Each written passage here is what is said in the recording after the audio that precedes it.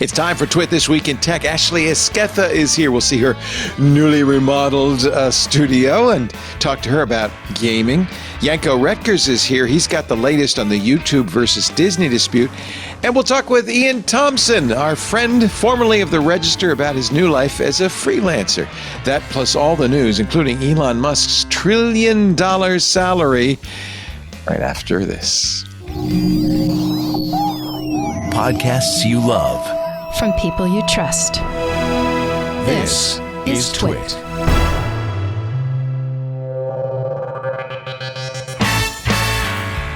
This is Twit, This Week in Tech, episode 1057, recorded Sunday, November 9th, 2025. Ferret Trousering. It's time for Twit, This Week in Tech, the show we cover the week's tech news. Hello, everybody. I'm Leo Laporte, and we have old friends joining us. I always like it. Well, I pretty much always have old friends joining us because I get to choose. Ashley Esquetha is here. Haven't seen Ashley since her remodel. Yes, finally, I don't have to make it look the way a media company says I have to. Now She's it's my living office. In the haunted mansion, ladies and gentlemen. And yes, it belongs to me. There are no windows and no doors. No, actually, there's a door right there. Yeah, but for some reason I feel like it's a phony, like it's a dummy door. It's a fake door. Yeah, it's a fake door that opens like a bookcase to another room, which then in fact actually just makes it a door. It's actually Isn't just that remarkable? Door. Well, yeah, you've amazing. invented something. CEO of Rowdy Skeleton, and always welcome. It's nice to see you. Nice to be back. Ashley. Yanko Retkers is also here. His newsletter is LowPass at lowpass.cc. He covers everything, including media. We've got some conversations about media today, so we're glad to have Yanko. Thanks for having us always. Welcome, sir. Yeah. And Ian Thompson, our dear friend from nowhere. Oh, please. I'm a transatlantic citizen. Now freelancer. Well, all freelancers here, and I like that. Welcome to the club, Ian. Marvelous. How long were you at the Register?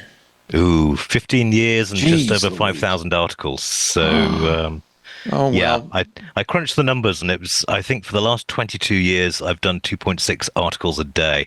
So it's nice to sort of slow things down, consider, and start new options. You're like Charles Schultz, the creator of Peanuts. You're just ready to stop now after all those posts. Quite. I've got a newsletter and a podcast coming out. Nothing to compete with Twitter, of course. But well, you'll have to tell us when that's official. So, I mean, you can plug it any time you wish. People can follow you on Blue Sky, and that way they'll know. Yeah. Yeah. IAINTHOMSON. There's no P, and there's an extra I. Just so you know. It is bizarre how often it gets said as Lane, and I've never yet met an American called Lane. And Lane is here. I do not understand it at all. Lane's in town. I blame the lack of sans serif fonts. So, Elon Musk, $1 trillion. That is one hell of a pay package. The shareholders approved it. I have to say, why wouldn't they? Because he's never going to go anywhere near that, given the limitations, the requirements, right? Yeah, I mean, it was interesting that the Norwegian government hedge fund actually said, no, we're not going to support this. But the terms and conditions of it, it's just, there's no possible way. I mean, Tesla's market share is dropping faster than, well, I'm not going to say that would be slightly rude, but Tesla's market share is not good. He's about as popular as pineapple on pizza. You can say it. It's fine. Actually, it was a slightly off-color thing, but no, I mean, Tesla's market share is failing. Optimus is still at the we need human operators behind each one phase. It's just not going to happen. It's a great attention-getting headline, but, you know, it's just Elon at the moment amongst Tesla buyers is about as popular as pineapple on pizza. And if any of you do like pineapple on pizza, then there are those. We can have a discussion. There are those, but it's a small number.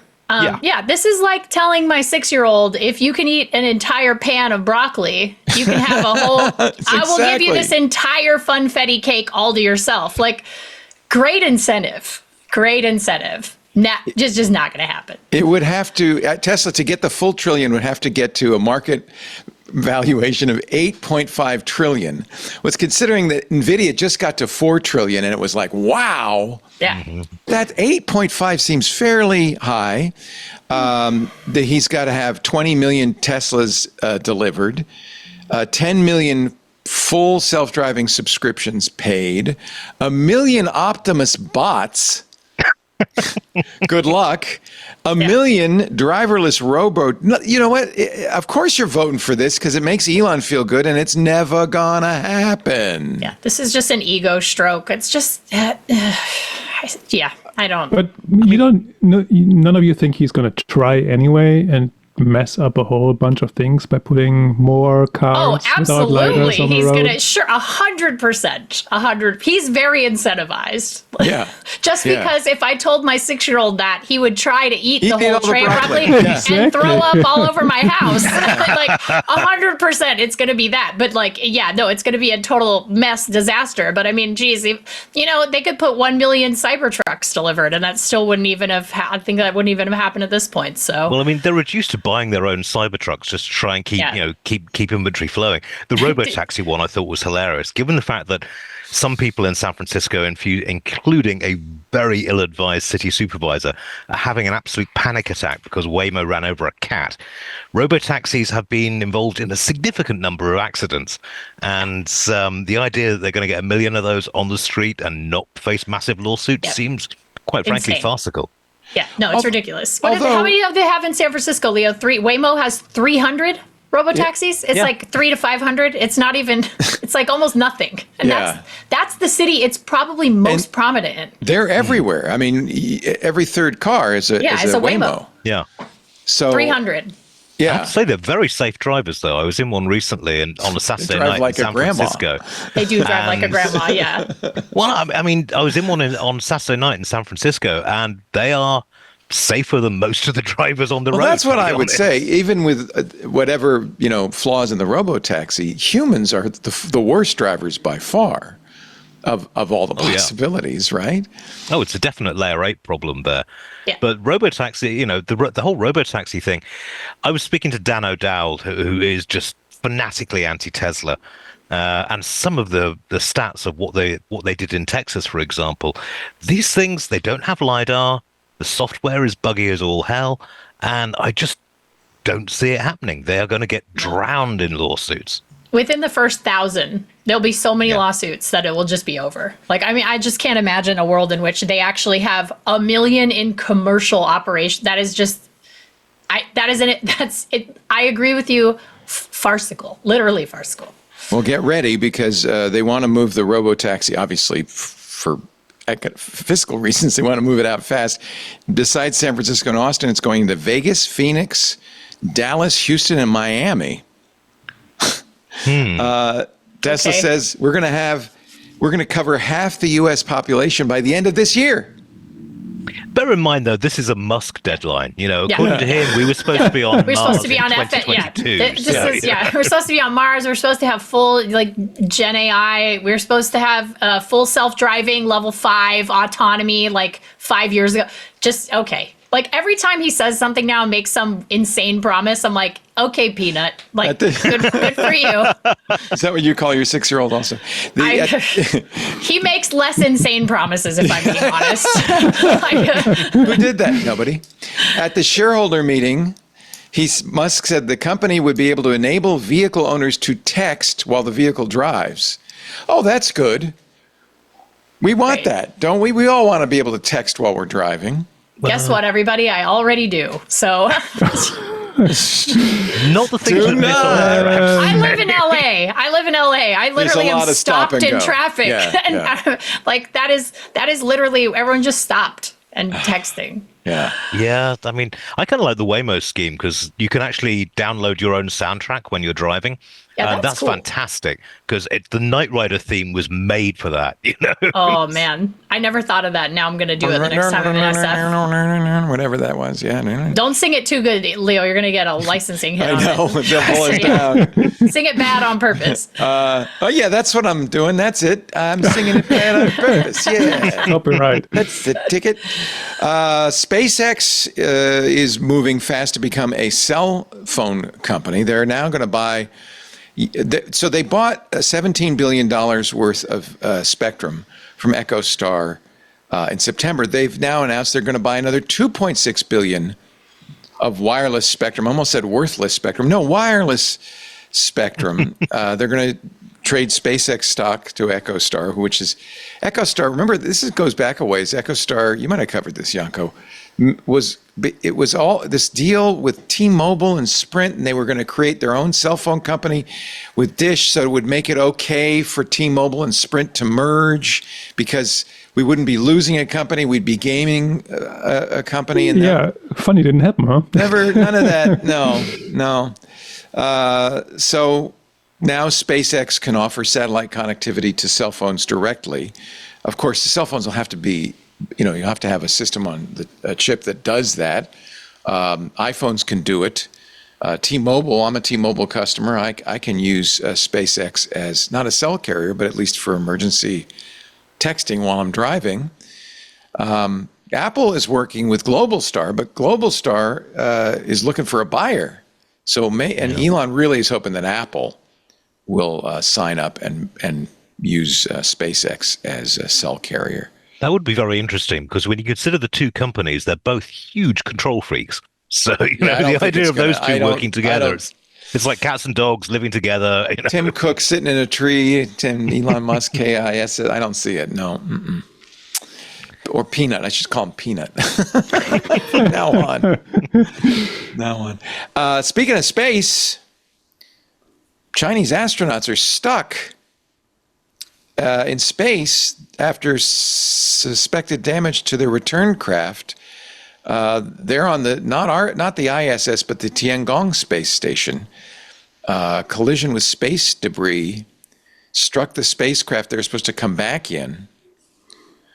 That's not good. They've already been there for 6 months. Yeah. They've been there for half a year. This is how horror movies start. This is the plot of a new Alien movie, and I would hate this. Like, this is also, we got to figure out better solutions for like orbital trash. Seems like a really good idea. We've got a big problem. Yeah, I mean, it's a really big issue. Meanwhile, we're launching more and more satellites up there every day. I was stunned to learn that the Starlink satellites, 1 or 2 a day, come down. Oh, really? Yeah, they burn up in the atmosphere. They're so cheap, relatively speaking, to put up that they don't care. They don't mind. Well, I mean, I interviewed Kessler, the guy that came up with the Kessler syndrome, which is a disaster scenario where everything breaks up and space becomes unusable.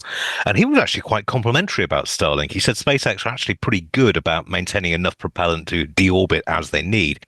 But just the amount of stuff up there. I mean, what was it, 8-9 years ago, the ISS got hit by a paint flake that was traveling at 16,000 miles an hour. And it tore a chunk out the outer window of the cupola. Right. Yeah. To add to the space junk, Russia has been testing anti-satellite weapons, which blow satellites up in space. What could possibly? That's exactly the Kessler syndrome, isn't it? Seems like a great idea, except it isn't. It was the plot of Neil Stephenson's Seven Eves, which was the moon got hit, then broke up into pieces, and of course there's a chain reaction. And if this continues, Kessler said you could blot out the sun with all the debris in space, and it would be end of life on Earth. Yeah. Oh, that's nice. Maybe then we actually need some country to send up some bombs up there. And because that's not what they make the trash. You're gonna cause more debris, and then they go and they. What if we just light need them the on biggest fire? net. I'm just thinking out loud here. Light them on fire. What if we? What if we found a way to like yeet them farther into space, out of our orbit? Or do what Elon's been doing, SpaceX has been doing, which is give them enough propellant so they can deorbit safely and burn up in the atmosphere. That's the right way to handle it. Well, I mean, I thought you were going to say make empty promises, but a lot of astronomers were really Futurism points out that the Chinese astronauts are living the life up there, though. It's not so bad. They recently were able to install an oven, allowing them to bake chicken. listen, you got to take the W's when you get them. You got to get your dubs in. We can't get you home, but you can have drumsticks. Dubs are for wings and dubs are for wins. Here they are making wings in space. Wings in space. Look at them floating in there. Look at them floating in there. Look at them. Well, they have to have a special basket. Yeah. This is delicious. Don't open that. Don't. No. Oh, don't. No. That's how xenomorphs can smell that. I just want to put that on record. You're attracting aliens. I was going to say they need a cat up there, but no. What I didn't realize is that buffalo wings are popular in China. So I guess this is a cross-cultural. Look how happy they are. You know what? So Good happy. for them. Good so for what them. if we're stuck in space? We got wings. We got chicken wings. I mean, to be fair, I don't even have wings right now. Now I want wings.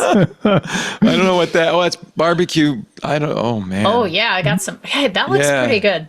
But how long ago was it that Pizza Hut sent pizza up to the ISS? I think it was about 20 years ago. I was going to say, it's been a minute. They need some pizza. It took longer than, well, no, that was Domino's. I'd say it took longer than 30 minutes, so it was free. Yeah, but what do you tip the delivery driver for getting into low Earth orbit? So much money. Yeah. They just have an extra astronaut. Hey, they thanks, have one buddy. astronaut on Safe staff. trip home. What if they just leave it in front of the door and take a photo and then disappear? You left it outside. What are you talking about? Yeah, left it on your Ring the porch. doorbell. Contact-free delivery. They'll even do it to the ISS. Oh man! All right. Well, we wish the best for those poor guys stuck up there. It's not. I mean, remember our own astronauts got stuck up there for a long. Remember that? Yeah. Yeah, that was that a really year? tough. It was 9 months, I think. Yeah, What was yeah. They supposed were to be an there. They 8-day went up for a mission. week, and they ended up staying then- for 9 months. Yeah. I remember Yeah, that. because That was- like couldn't Peanut. get there. Couldn't find the backsides with both hands and a torch when it comes to building orbital craft. But yes. All right. Why can't that ever happen to Katy Perry on Blue Origin? Why is it always good, hardworking astronauts and not Lauren Sanchez and Katy Perry? Are you going to be mean about them? Poor It's not Katy mean. Perry. I'm just saying it would be nice if we could just keep her from making more music. That's all I'm saying. I would be happy if they stopped calling themselves astronauts because they're not. Yeah, they're An not. Astronaut is a profession. They're space tourists. Yeah, space tourists. 100%. You know, it's funny how the press relations at Amazon or Blue Origin responded by saying, "Well, they're doing work up there." What work exactly? Influencer work. That's what they're doing up They're there. doing They're work. being influencers. They're doing work. Space up there. influencers, fine. Yeah. That can be your title, but you are no astronaut. By the way, if you're an influencer, YouTube has lost its marbles.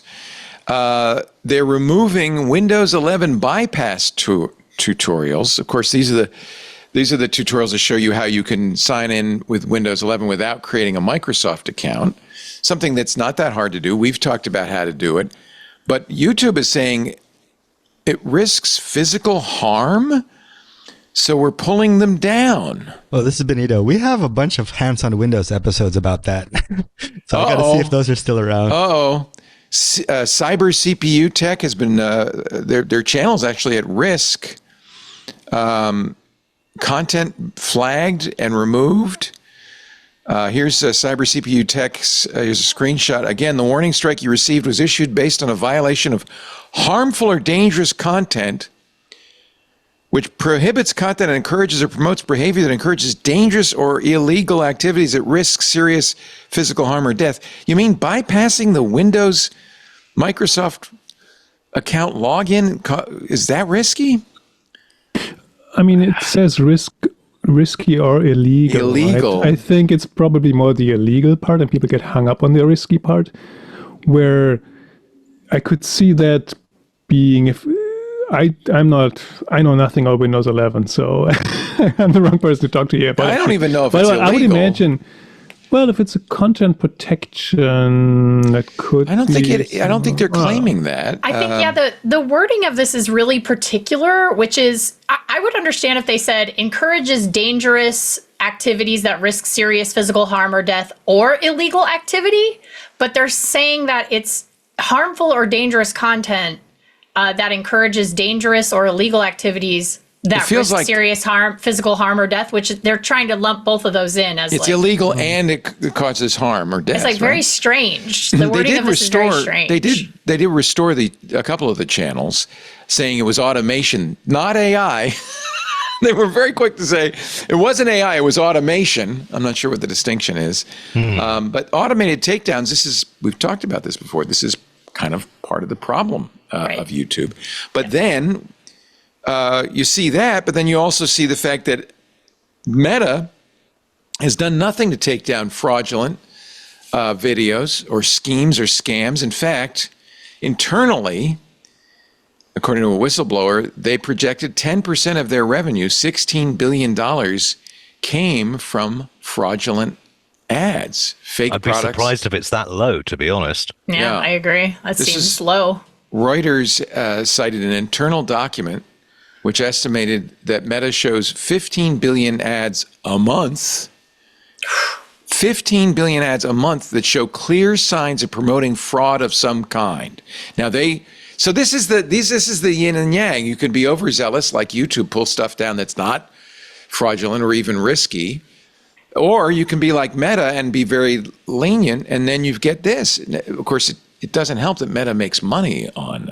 This is that problem where it's like the line item of either lawsuits or risk, basically that the financial risk for them to have these ads up there is like, it's much lower than the money they're making from actually selling these ads. So it's a line item for them. They said, 10% is overly inclusive. This is their own internal report, by the way.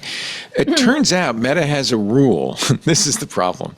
The team that vets advertisers can't block ads if doing so would cost Meta more than 0.15% of its revenue. There's a rule.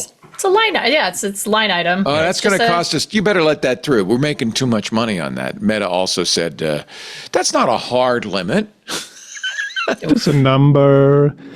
I read the whole Reuters story, and it's kind of bonkers. There's also parts in where they realize that it's a problem, and so they had teams on it. At one point, they put up a dashboard with like the scammiest scammers, highlighting accounts that had really scamming, and then some of those accounts with these really scammy ads that showed up in their charts essentially for being the scammiest scammers were still up for multiple months and not taken down because somehow those efforts were not connected or whatever. They're making money on it, I guess. Every time I log into Facebook Marketplace to like try to source something locally that I don't want to buy new, I see inevitably every time there's at least a good handful of sponsored ads that are very clearly AI generated product images that cannot possibly be real or are, it's like, it started with all the photoshopping with like the celebrities with the t-shirts where they're like that, this celebrity like didn't, they're not actually endorsing this t-shirt company, but they're just slapping celebrities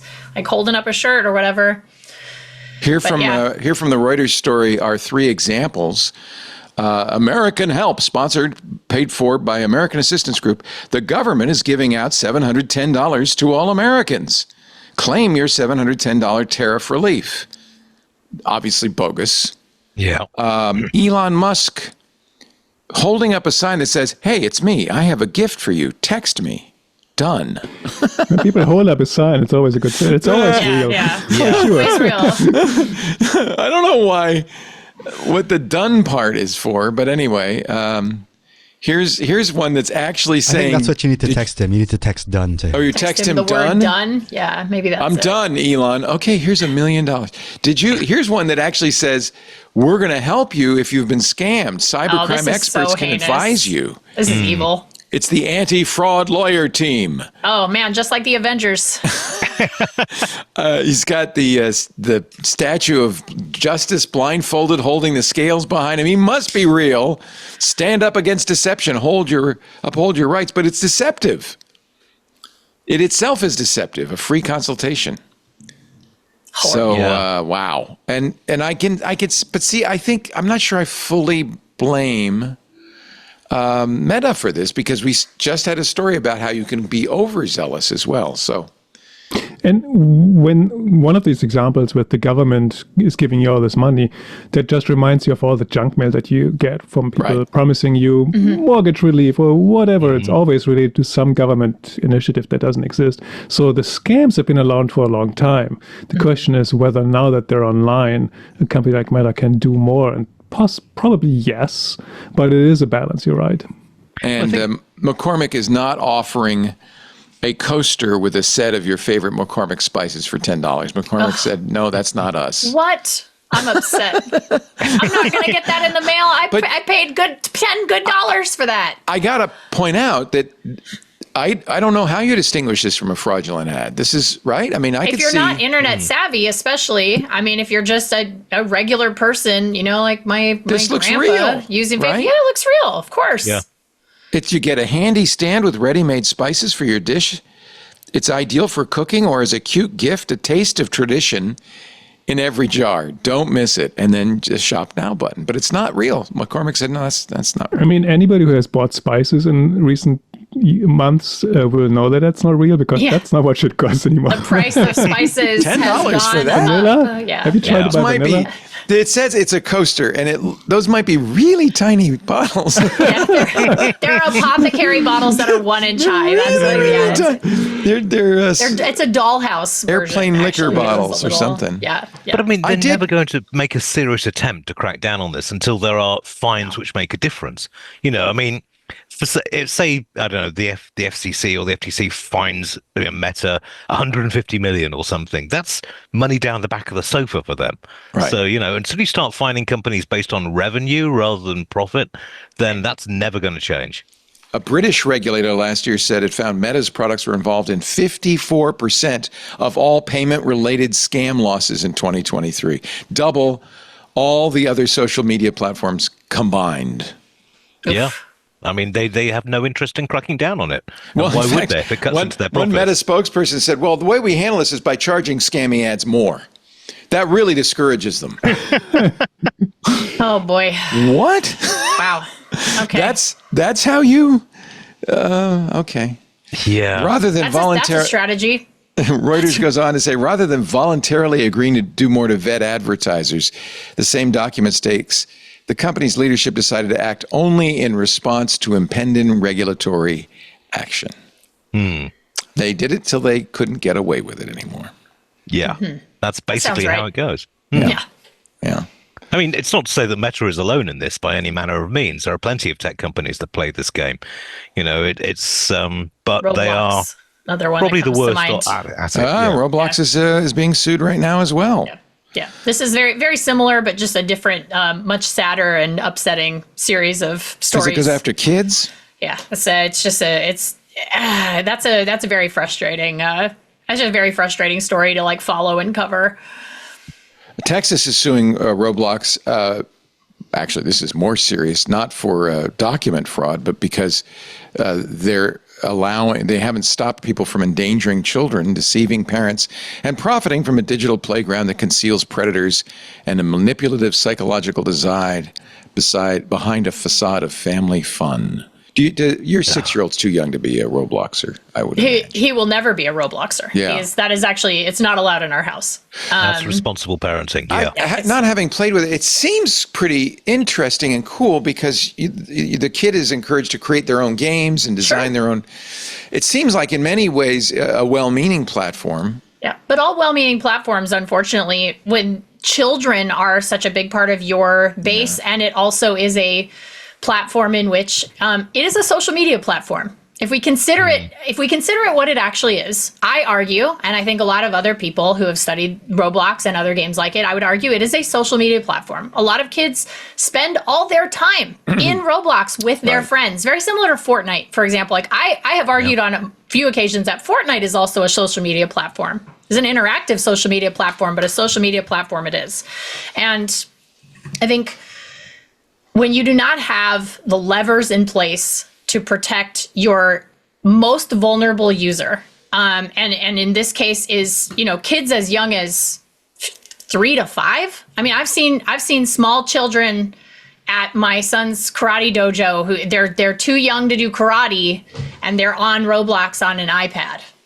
And it's just, it is, you have a responsibility to protect those users, in my opinion. And unfortunately, we don't regulate these companies, you know, at a legal level. We don't force them to do it. And so what ends up happening is kids get hurt, and then they are forced to do it in some capacity, whether it's, you know, the bare minimum or more than that or whatever it is. It happens when they get sued. So someone has already been harmed here. Right. And that is a problem for me. Like, if you're not proactive about protecting literal children, then what are you even doing? Like, but again, this is like the same thing as Facebook not really going after scammers, because it's like, it affects their bottom line. It affects their, you know, daily active users. It affects their time spent in game. It affects all of those things that then affect their bottom line. And so it's a line item to them. The settlements from these lawsuits are often a line item to companies like this. And it's really disappointing and extremely stressful as a parent to know that type of stuff. And also just societally, like, it's upsetting to know that, like, sometimes we are just, you know, harm that is done to us as a customer is just a line item in these, like, corporations' ledgers. And it's just really disappointing. Texas says, in the lawsuit, in its own in-game currency, Robux obscures real-world costs, encourages compulsive purchase, and provides leverage for predators to hunt and abuse children. Rather than being lured by candy, modern-day predators have lured children with Robux. Do you think that's actually going on? There's a here. 100%. Yeah. That's appalling. It's you know, send these types of pictures to me, and I will give you some Robux. Don't tell your parents that I'm doing this. It's, you know, it happens. It was happening, Leo. Like, you remember AOL chat rooms were like, it was happening there. Like, it was happening there. This is, again, like, to your point earlier. It is Yanko's point earlier. It is all about, you know, a modernization of grooming. This is just the next iteration of it. These scams have always existed throughout time. Yeah, before the internet was invented, like, all of it has already existed. It's just supercharged now that more people now have access to more people via the internet. What about the argument in the case of Roblox and of Meta that when these platforms get so big, it's almost impossible to police them? It's possible to police them. It just takes money that the companies aren't willing to spend, and techniques which might cut into their market share slightly. And I think that's something that which really needs to be stressed, is that you can fix these problems in a vast majority of cases just with some fairly simple tweaks. But it costs money, and it will cost them, you know, it'll make it slightly hard for people to log on. And, you know, sales teams are not going to allow that to happen. I think you gotta acknowledge kind of both, right? It's impossible to completely solve these issues, but they could always do better. Yes. And if they just did a little better, it would improve the lives, or in some cases save lives even of a lot of people. I'm sure that's what the courts are going to decide is Roblox doing enough? Yeah. Texas calls it a multi-billion-dollar digital hellscape that preys on innocence under the banner of play. Yikes. I to that last bit, I think, Yanko, you're absolutely right. It's not that you'll ever completely eradicate it, but that isn't an excuse to not do anything until you're forced to. Responds, we are disappointed that rather than working collaboratively with Roblox on this industry-wide challenge and seeking real solutions, the Attorney General has chosen to file a lawsuit based on misrepresentations and sensationalized claims. We have introduced over 145 safety measures on the platform this year alone. And I would argue, if we looked into it, I would maybe bet on the fact that many of them were implemented because of previous legal settlements. Like Meta, we don't do anything as long as we make money until we get told we have to do something. All right, I want to take a little break. Maybe the solution is to ban social media for young people. It's happening in Australia in just a few weeks, and it's about to happen in Denmark. And perhaps elsewhere, maybe even here. We'll talk about it. Particularly ironic considering Denmark's attitude to privacy recently with chat control, right? They proposed chat control. Yeah. I wonder if it's all from that. It seems. But it sounds like it's of a piece. Like there's a attitude, anti-online attitude, maybe. Yeah. Anyway, we'll talk about that in just a little bit. Also, Janko has some, I think, insight into what's going on with YouTube and Disney. He says sports streaming is a fragmented, hot mess. We'll talk about that. That's a good line. True facts. Janko knows what's up. Janko knows exactly what's going on. Janko knows. He knows Poob has it for you, right? Poob's got it. It's on Poob. All right, we're going to I'll explain that as well if you don't know what I'm talking about in just a bit. Great. Great panel. Janko Reckers is here. Lowpass.cc is his newsletter. We also have Ian Thompson, late of the Register, now footloose and fancy free. Indeed. You just interviewed who? I'm excited. Cory Doctorow. Yeah. Our good friend Cory about his new book, which is selling like crazy. Well, this is what I was talking to him about. 2,500 word feature on, can we say enshittification? Oops, I did. You can, because it's a real word now in the dictionary. Yes, in Merriam-Webster. It's not only in the dictionary. I mean, there are lots of words with bad words in the middle, but doesn't make them bad words, does it? No, I don't think so. I mean, therapist has some fairly nasty I can drink a cocktail. Mm-hmm. I wouldn't want to suck it down, but I could drink it. Oh, so I think we can say enshittification. We do have a host that insists on calling it enshirtification, but I think that confuses people. Yeah. And it is, in fact, the name of the book. So I think, yes, yeah. And good on Cory, of course, a regular on this show. We talked with him not so long ago about the book, which was about to come out at the time. He's on book tour right Just now. headed over to Europe with it, yeah. Yeah. Glad you got a chance to talk to him. Where's that interview going to show up? Be in PC Pro in December. Awesome. I will look for it.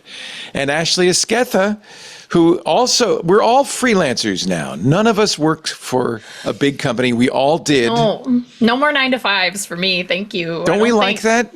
I don't think I can go back. I think I'd have to be for a dream job. That's like a dream or true dream job. Maybe I would think about it, but yeah, it's nice. When I worked in radio, every segment had to be 7 minutes and 45 seconds long. And, there were all morality clauses and all sorts of things you couldn't do if the sponsors would get upset. And I just like not having to worry about that. And I can say things like suck a cocktail and nobody's going to yell at me except my wife. So I met Lisa. You might hear from Lisa. She is your FCC. She's your personal FCC. Yeah, no, it's true. I told Patrick Norton it's going to be nice not to work for the man. And Patrick, who was my partner at Tech TV, said, Leo, there's always a man. In this case, it's a woman, but it's a man. It's Lisa. Yeah. It's Lisa. There's always a man. There's always somebody. Our show today brought to you by a piece of software that's suddenly popular in Australia and Denmark. I'm not sure why. ExpressVPN. Yeah, my favorite VPN, the only one I use. Going online without ExpressVPN, I don't know, what's a good analogy? It would be like being in a coffee shop and leaving your laptop unattended when you ran to the bathroom, right? Most of the time, you'll come back, it's there. But what if one day you come back and your laptop is gone? Everyone needs a great VPN. Everyone needs ExpressVPN. Every time you connect to an unencrypted network in that coffee shop, in a hotel, at an airport, your online data is not secure. Any hacker on the same network can see you, and with a cheap device, the Wi-Fi Pineapple is an example, easily, readily available online, can gain access to and steal your personal data. You don't have to have a lot of technical knowledge, just one of those devices. And there's reason to do it. Your data is valuable. Hackers can make up to $1,000 per person selling personal info on the dark web. That's why when I'm at the airport, which I won't be for a while now that they seem to be shutting down, but we were hoping to go somewhere, but maybe not. Anyway, when I was at the airport last at SFO, you open your laptop and it says free SFO airport Wi-Fi, free. And I said, oh, that's great. And then my finger hesitated as I was about to select it, realizing that could be trouble. Fortunately, I also remembered I got ExpressVPN. I don't go anywhere without it. Fired it up and was able to use the free airport Wi-Fi safely. ExpressVPN stops hackers from stealing your data. It creates a secure encrypted tunnel between your device and the internet. No one can see inside. So you can use those open Wi-Fi access points without risk. ExpressVPN is the one I use. It's the best VPN out there. It's the only one I recommend because of their commitment to keep your privacy private. As I said, I use it when I travel. I use it at the airport, but I use it when I arrive to, watch the Formula One races. Don't tell me what happened, Ian. This is getting exciting with the last few races. Or, got to watch the Niners sometimes. Sometimes you don't want to watch the Niners, but I can, and that's the point no matter where I am. ExpressVPN is the best VPN, not only because it's super secure. I mean, this is strong encryption. It would take a hacker, a supercomputer, over 1 billion years to get past ExpressVPN's encryption, but it's also everywhere you are. It's easy to use. It runs on everything you've got, iPhones, Android phones, laptops, Linux, Mac. It runs on your tablets. It even will run on your router so your whole family can stay secure at home and on the go. They even have a new thing, which I love, which is an optional. You don't have to do it, but it's a dedicated IP service that's engineered with innovative zero-knowledge design. So we've talked about this before. When you use a VPN, you're private up to the server, but the server also has to respect your privacy because they can see you as you have to merge out into the public internet. You have to do that. So you've got to trust the VPN provider. I trust ExpressVPN because they always go the extra mile. Their trusted server technology, which they designed and has been vetted by independent auditors, third party, and they confirm it, runs in RAM, sandbox, so it can't write to the hard drive. And when you close the connection, that's your own server right there. It goes away. And there's no trace of your visit. But as if that weren't enough, they run a custom Debian distro that wipes the drive every morning when they reboots the machine. There is no record of your visit. And now with this new thing is so incredible. ExpressVPN cannot even connect you to the IP address you're using. It's zero knowledge. Even they don't know. So you are really private. Rated #1 by top tech reviewers at CNET and The Verge. Frankly, it's the only one I use. Secure your online data today. Visit expressvpn.com/twit. That's EXPRESS VPN.com/twit. Find out how you can get up to 4 extra months. expressvpn.com/twit. expressvpn.com/twit. We thank them so much for their support. ExpressVPN. So last Monday, sorry, did somebody want to say something? Oh, I was just going to say, you haven't seen the Grand Prix yet? No. Okay, it's an absolute stonker. Get on there the minute the show's over. I watched the sprint yesterday, and that was wild. Mm-hmm. And I watched the first 17 laps of Brazil this morning, but I haven't seen the finish. Well, let's just say that the 3 people on the podium really deserve to be there, and I won't put any more spoilers out there. It's getting exciting because we've got both McLarens are very close to winning the championship, and it's anybody's game. Poor old Max had a bad day yesterday, but we'll see. I was like I say, no spoilers. Not for never you give up on Max. Anyway, I'm sorry with the F1 talk. Ian and I have bonded over Formula One. What do you think of? Speaking of streaming, what do you think of Apple buying F1 rights in the U.S.? Well, first of all, let me ask: are you a Crofty fan, or do you watch F1 TV? If Martin Brundle's on, then I'll watch the international stream. If not, then I'll listen to the F1 TV stream. Yeah. Particularly not a Crofty fan particularly, but you like Crofty's great, but Crofty can't carry the show on his own. You need a racing driver along there with him to actually, give a decent. My favorite is your fellow countryman David Coulthard on the Yes, DC is marvelous. He's when he's on, I must watch it. Anyway, but I mean, I'm hoping that all of this team will be preserved because Apple has bought the rights from ESPN, had them for a long time, didn't do F1 justice at all. They were even putting ads in the middle of the race, which is nuts. Yeah. So you, like I, subscribe to F1 TV, their Liberty Media's streaming solution, but Apple convinced Liberty to give that up in the U.S. Yeah. And Apple's going to be in charge of not only putting it on Apple TV instead of ESPN, but I presume a streaming service or something. Yeah, I mean, basically, there's a lot of concern in the F1 community. Sorry about this, Ashley. Yeah, you must cover this. I love this.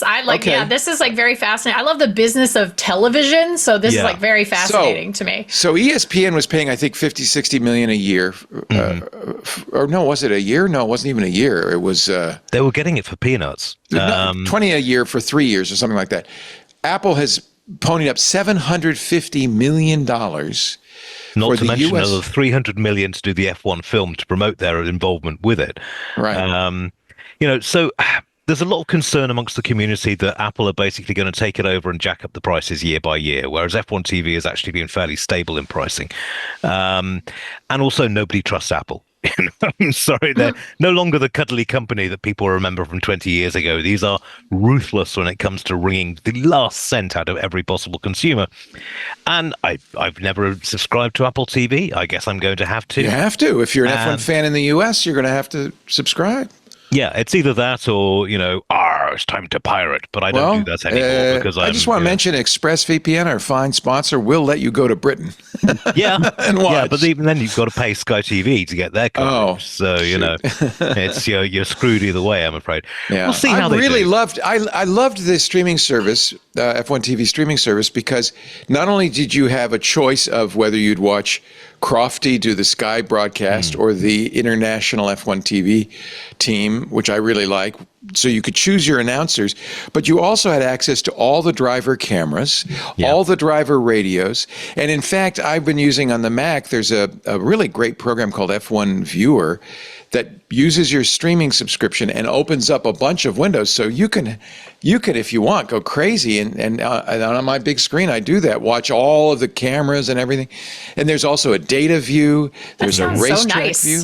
It is amazing. It is. And for about a hot minute, somebody made a Vision Pro app that would do that. And now the hope for Vision Pro owners is that maybe Apple has purchased this and will incorporate it. I mean, that'd be cool. I would actually, I am such a fan, I would buy a Vision Pro just to watch that.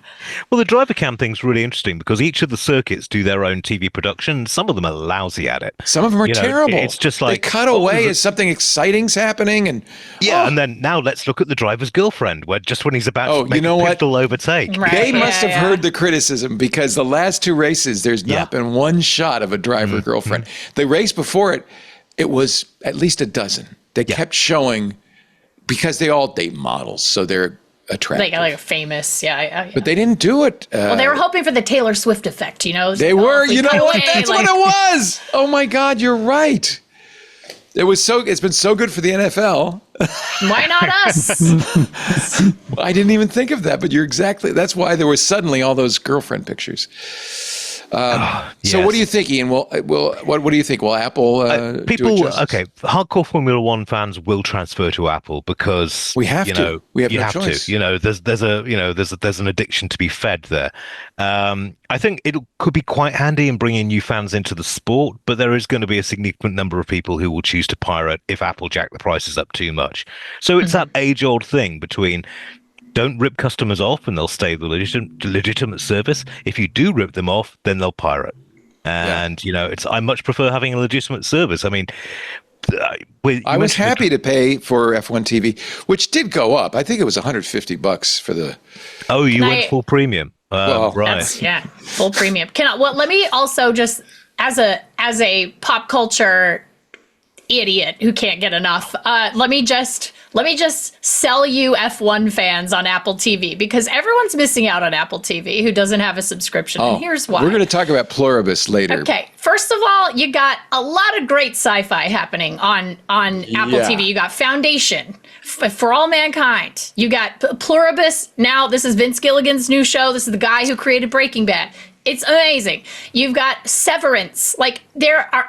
Please, if you love good television and you do not have an Apple TV subscription, what are you doing with your life? Okay. Because there's so much good television. Slow Horses may be the best show on TV right now. It's so good. And there's just so much good television happening over there. It is the new HBO when Plepler was at HBO. It is the new, it is that. It is that. They're developing interesting. Yes. Now we have Zaslav's HBO. I don't want that. No.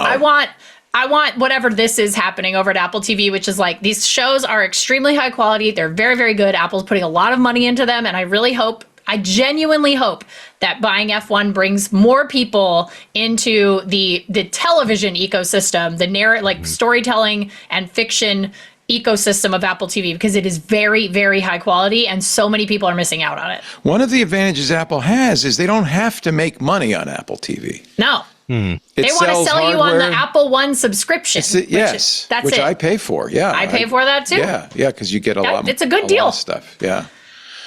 Yeah. Yanko, you haven't said a word. Here, you're from Germany, so I thought maybe you'd be a Michael Schumacher fan. I'm not a big Formula One fan, but I actually did just look at the coverage to just like refresh my memory on that deal with Apple. And it does sound like they will offer some stuff for free and like all practice sessions for free in front of the paywall. So Ian, to your point, it could be that it actually brings in more people who maybe never watched ESPN because they don't watch regular TV anymore, or maybe they didn't subscribe to the F1 streaming service. Yeah, no, I mean, I'll I watch think some F1. I'm interested in it based on Drive to Survive. Like I liked that. That's And so what did it, by the way, in the United States. Was that I'm Netflix very show. curious about. I will watch it now that I don't want to subscribe to another service, and so now that I already have a service I'm subscribed to, I'll totally check it out. Like I'm very interested in checking. The Drive with to Survive F1 in the effect- U.S. is that all the races are in the It's middle real. of the night. Yeah. Well, yeah, exactly. It's not the best You timing. gotta stay up. But this And is you why can't put an ad in between. It's 2 hours, and you cannot put an ad. It's worse than soccer, football, right? Because you can't put an ad in there.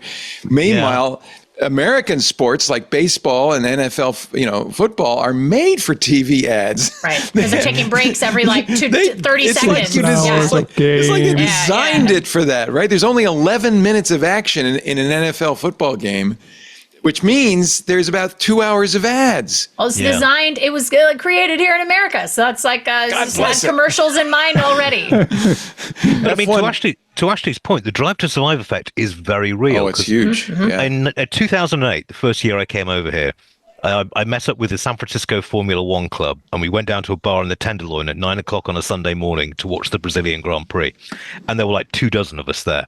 After Lewis won, we got very, very drunk. Now, the last time I went to an SF1 event, there was the entire pub was rammed out. And this was after Drive to Survive came. And there was a queue going down the block for people waiting to get drinks. And a lot of very disgruntled people having their partners explain to them the ins and outs of tower strategy and the rest of it. But the Drive to Survive effect is real. And the more fans, the better, to be honest. I kind of miss the old days when it was slightly more of a sort of niche thing. But hey, if more people get excited by it, sounds good to me. So the only thing that worries me is Apple spent a lot of money on Major League Soccer, MLS. They've been running baseball games on Friday night, and in both cases, we had high hopes that Apple would use its technology chops to make this, somehow better, a lot more data or whatever. And in both cases, no, they haven't really done anything except bug me with ads for games I don't want to see. But there is an opportunity because there is no more highly technological sport than Formula One racing. And they have terabytes of data a second coming off of those cars. And there's a huge opportunity. Plus with the Vision Pro, this could be, they could have, spatial views of First person spatial view you from could be in within the car. Like, which would make to people me, that throw would be up for incredible. sure. Yeah, for sure it would make them sick. I mean, It's cool. If they didn't invest much for the millions of people who have Apple TV, I don't think they will invest a whole lot for the 200,000 people who have a Vision Pro or something like that. Yeah, that's right. Except it sells Right. product. I mean, it makes this product, which has been frankly laggard, has not really been taking off. It gives it maybe some hope for the future. I don't know. It's that's a little tiny piece of a pie, though. is. I mean, it's By the way, like a little bonus. I just realized I'm wearing a San Francisco 49ers shirt. You're wearing a City of Los Angeles T-shirt, Ashley. Yes. Obviously, That I bought in Japan, by the way. Oh, I like it. Now, but Yanko, what are you wearing? Oh, this is Wormbo. Yeah, it's from this YouTube show that I watch. It's called Some News. People who like news shows that I sort of like. Wormbo. Okay. And My he's favorite like new a streaming service. off-brand Muppet without being a officially licensed Muppet. It kind of looks like. Yeah. And he's like the weird sidekick that everybody hates. It's a great show. I can highly recommend it. Is it WARMBO? Oh, you don't need to Google the name of the guy, of the character, because it's just Some More News on YouTube. And there you go. Okay. Yeah. And it's definitely has a leftist bend to it, but there's it's a puppet, well-researched a scary stuff. puppet. And here's a puppet, exactly. Yeah. That's the one. Hello there, General. Okay. Warmbo. I love it. I love it that you're showing the flag for your favorite creator. Right. That's a good thing. I like that. Now, let's talk about YouTube TV, which is distinct from YouTube. YouTube TV is their basically cable channel. Pay TV service, yeah. In fact, when we moved, we got rid of Comcast cable TV and we subscribed to YouTube because it's got a DVR built in. It's got all the same channels. I can watch Monday night. Oh no, I can't watch Monday Night Football because they are in until recently. Yeah. So this is we've seen these carriage disputes before. It's happened. It's even happened before with Disney and YouTube TV, where Disney on all of its channels, they have ABC, they have ESPN. They own a ton of stuff. Will put up things saying YouTube TV's ripping you off. In 2 days, you're not going to be able to watch your shows. And call YouTube TV. And then YouTube TV says, "Oh, the Disney people are creeps." And so this battle has gone on. But normally these are resolved before the big game. Yeah, it's interesting because these things happened even before streaming, right? So it used to be cable companies would fight with TV networks, and it was about the price of what they had to pay. And back in those days, ultimately the networks always won because they had all the good stuff. They had the games that people wanted to watch. They had the shows that people wanted to watch. And then if you paid Comcast $80, $100 a month, and they didn't deliver it, you got really mad at them, and then eventually Comcast had to cave. Now it's sort of different because people are getting so much of that stuff elsewhere. So with Disney, people subscribe to Disney Plus. So they have access to all the kids stuff on Disney Plus. They have access to the Marvel stuff on Disney Plus. Then sports, there's so many more options to watch sports now, right? So the big pay TV bundle isn't the only thing in town anymore. And that really changes sort of the dynamics. And plus, you're now dealing with companies like Google who are in everybody's business with all kinds of different things. So suddenly, and I don't think there has been official confirmation yet, but recently, suddenly, Movies Anywhere didn't stop working for for Google services. So Movies Anywhere is a Disney service that's kind of like a locker in the cloud. You can buy a Blu-ray disc of a movie, of a Marvel movie, and then you can unlock the online version to stream it to your iPad or these types of things. And it's like an industry-wide consortium, multiple companies involved. So if I buy a movie on YouTube, I can then go to my Movies Anywhere app from Disney and I can watch it there and vice versa. And now suddenly Google pulled out and said the stuff is not working anymore. All the stuff that you bought on YouTube before doesn't show up there anymore and so forth. Yeah, so Movies Anywhere even works with Apple's movies, which is kind of amazing. Right. So I have 169 movies in Movies Anywhere bought in a variety of different services. But you're saying the stuff I bought on Google's Play Store is no longer going to be available to me? You would have to check. That's terrible. Fortunately, I don't ever buy anything on the Play Store. But if I had, I'd be upset. Right. Yeah. Wow. And so Google has a lot more power now. The power dynamics have shifted where the networks aren't as important anymore. And cord cutting, obviously, the overall numbers of pay TV subscriptions have gone down significantly as well. The ESPN has its own streaming service. ESPN has true streaming services, actually, which got really confusing during this conflict right now, because people are like, well, I'm paying for ESPN Plus. Shouldn't I be able to watch this game? And then, oh no, actually, you have to subscribe to ESPN Unlimited. Premium, or whatever it's called. Worse than that, because I pay for YouTube TV's Sunday ticket, which is very pricey and in theory gives you all the games. But we're not, and fortunately, ABC and the other, and ESPN only broadcast a handful of games. It's Monday Night Football is the one that we're really missing. That's an ESPN game. Yeah. Lisa says, okay, let's pay for ESPN. But that means now I'm going to have two $200 subscriptions. Yeah, yeah. This is not good. About, but, And the issue with all of this is that pay TV or this industry has worked for the longest time with these big bundles. So that you as a consumer had to buy these big bundles. Leo, you have to pay like $80 for YouTube TV. But Google has to buy these bundles too. When they do business with Disney, Disney says, oh, you want ESPN? Well, great. Why don't you also get Disney XD and ABC Channel 17 or whatever? Right. Like package of 20 some channels, most of which get very little viewing, but they had to get it and they had to like bundle it all and put it all. There's even like things where you can't offer bundles without ESPN to a certain number of customers. You have to like X% of your total audience have to have a bundle that has ESPN in it. Otherwise you won't get ESPN. And these types of things have contributed to this really expensive cable bundles and now online pay TV bundles, but it's increasingly unsustainable for everybody involved.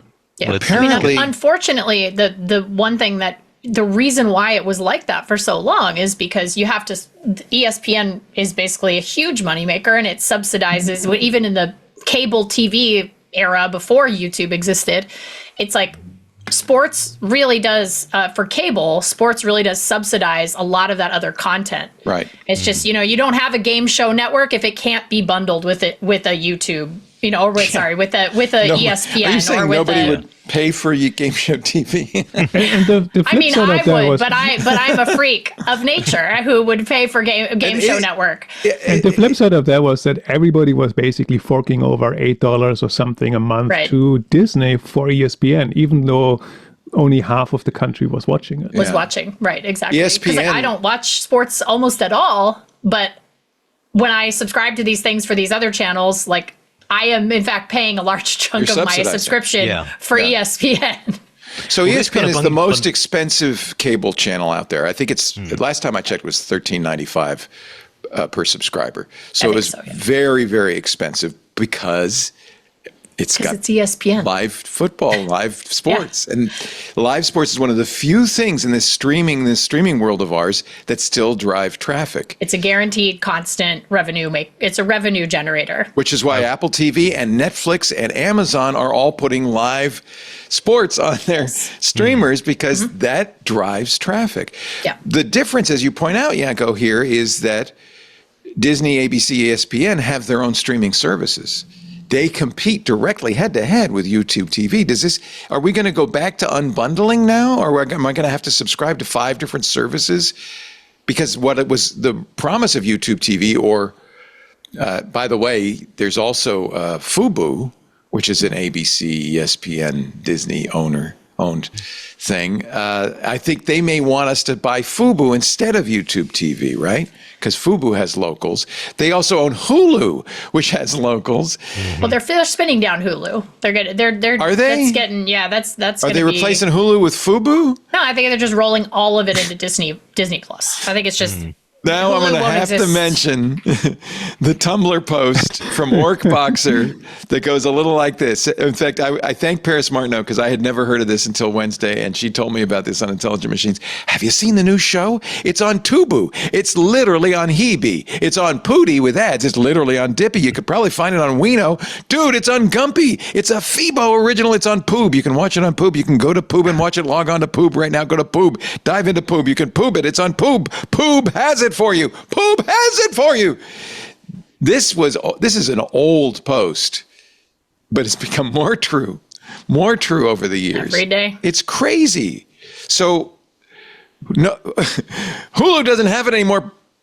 Well, they won't have an app. They're still going to exist, but the app is being phased out into Disney Plus by next year, by 2026. I think consumers are going to revolt, right? I don't think so. No? Because here's the thing, like, how much did we pay for cable when we had it before YouTube? $130 a month for everything? Do you know how much YouTube It's TV is? expensive. It's That's what I'm saying. $85. It keeps going up. $95. It's Here's the going thing, up. still cheaper than a traditional cable package. Well, number no, one. because I still have to buy internet.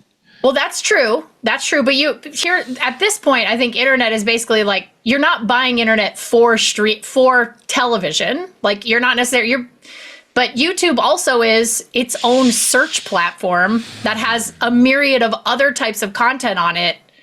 Like, you're not just getting a cable package. You're also getting like a vast amount of information and entertainment that would not exist on cable if we did not have YouTube. So I go back and forth on this, because do I think anybody should be paying like $100 for, a streaming bundle? Like, because we're basically back at cable rates. We're going back to that, yeah. Yeah. No, but also I do understand that making content costs money. And I have so many friends who are writers and below the line crew people who are out of work because the cost, because consumers are demanding that this cost stay very low. And so there is no money for production. I mean, I can't tell you how many articles are in the LA Times and in all of our local papers here in LA about how our industry has just been completely decimated by, two things. One, this sort of like huge expansion of, more traditional golden age of television time, which was like The Sopranos to basically the end of Game of Thrones. Like, that's kind of like right in there. It's up to season 5. Yeah, I was going to say, not the last season. But that even employed the quality agnostic. The golden age of television for the industry was that there was so much work available to everybody. It was, and then all of a sudden we went to, instead of 16 episode seasons, we're now down to 8. Yeah. We're now hiring not a writer's room, we're hiring maybe 3 people to write a season of television, sometimes only 1.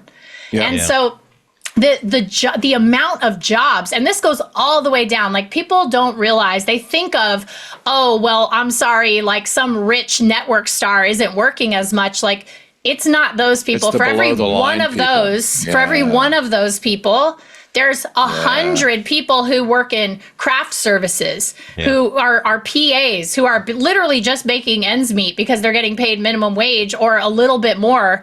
If they're in a union, like, fortunately, we have lighting and rigging people, cinematographers, producers, like all these people who work on a production. I mean, you know what the credits look like from an Avengers movie. Like, that's... And it's like all those people are out of work, and it's like the expectation of the viewer for the quality of content that they demand, that costs money. And it costs money to give people that experience. And we talk a lot about how frustrated viewers are about things like sequels and remakes. But the thing is like, or like how the visual effects of, let's say, a more recent Marvel movie might not look as good as one from like 5 to 10 years ago. And it's like, that's because less people are working to make an equal amount of work. Like, it's a lot of work, and less people are being asked to do those jobs, and they're just being absolutely crushed by being overworked, underpaid. And a lot of people just aren't working. They're straight up leaving the industry.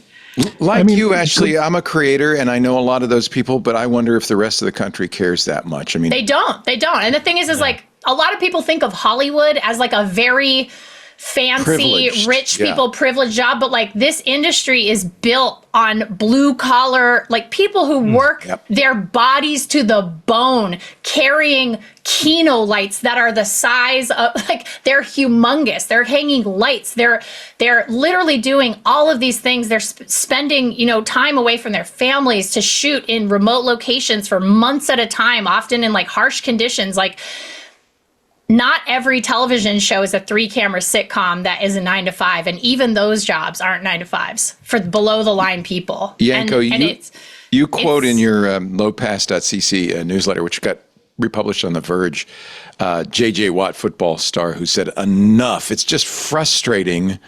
He was trying to watch the Monday Night Football game, and he couldn't. Like me, like my wife, we couldn't, and I think he might, in a way, be the voice of the country. Isn't there a risk that people will just say, "Oh, screw it, I'm just going to watch YouTube"? I mean, there's always that risk for sure. I think it's sort of a weird thing because in the same story I mentioned that actually sports is getting more popular. So there's more people self-identifying as sport fans. Even 5 years ago has gone up significantly. And some of that has to do with stuff becoming more available, right? So you can now watch different things in front of the paywall. There's multiple streaming services. There's some stuff on Apple. There's some stuff on Netflix. And if you're a casual sports fan, it's actually a really good time, because if you just like care about hanging out with some buddies and watching something. Yeah, if you don't care what you're watching. Exactly. Yes. But if you're a hardcore fan, it's getting really, really difficult. Yeah. And to go back to like, Ashley brought up good points why it's hard to always find like the boogeyman there. But if you want to find a good boogeyman, like one area to look at is possibly the leaks, which have been like really slicing and dicing these rights up. And why is there an NFL game in Brazil once a year? Well, you can sell that if you already sell the domestic rights. Then they were in Berlin this morning down there, and then you know, it's that you have more stuff to sell. Yeah, Yanko knows what's up. Subscribe to his newsletter, everybody.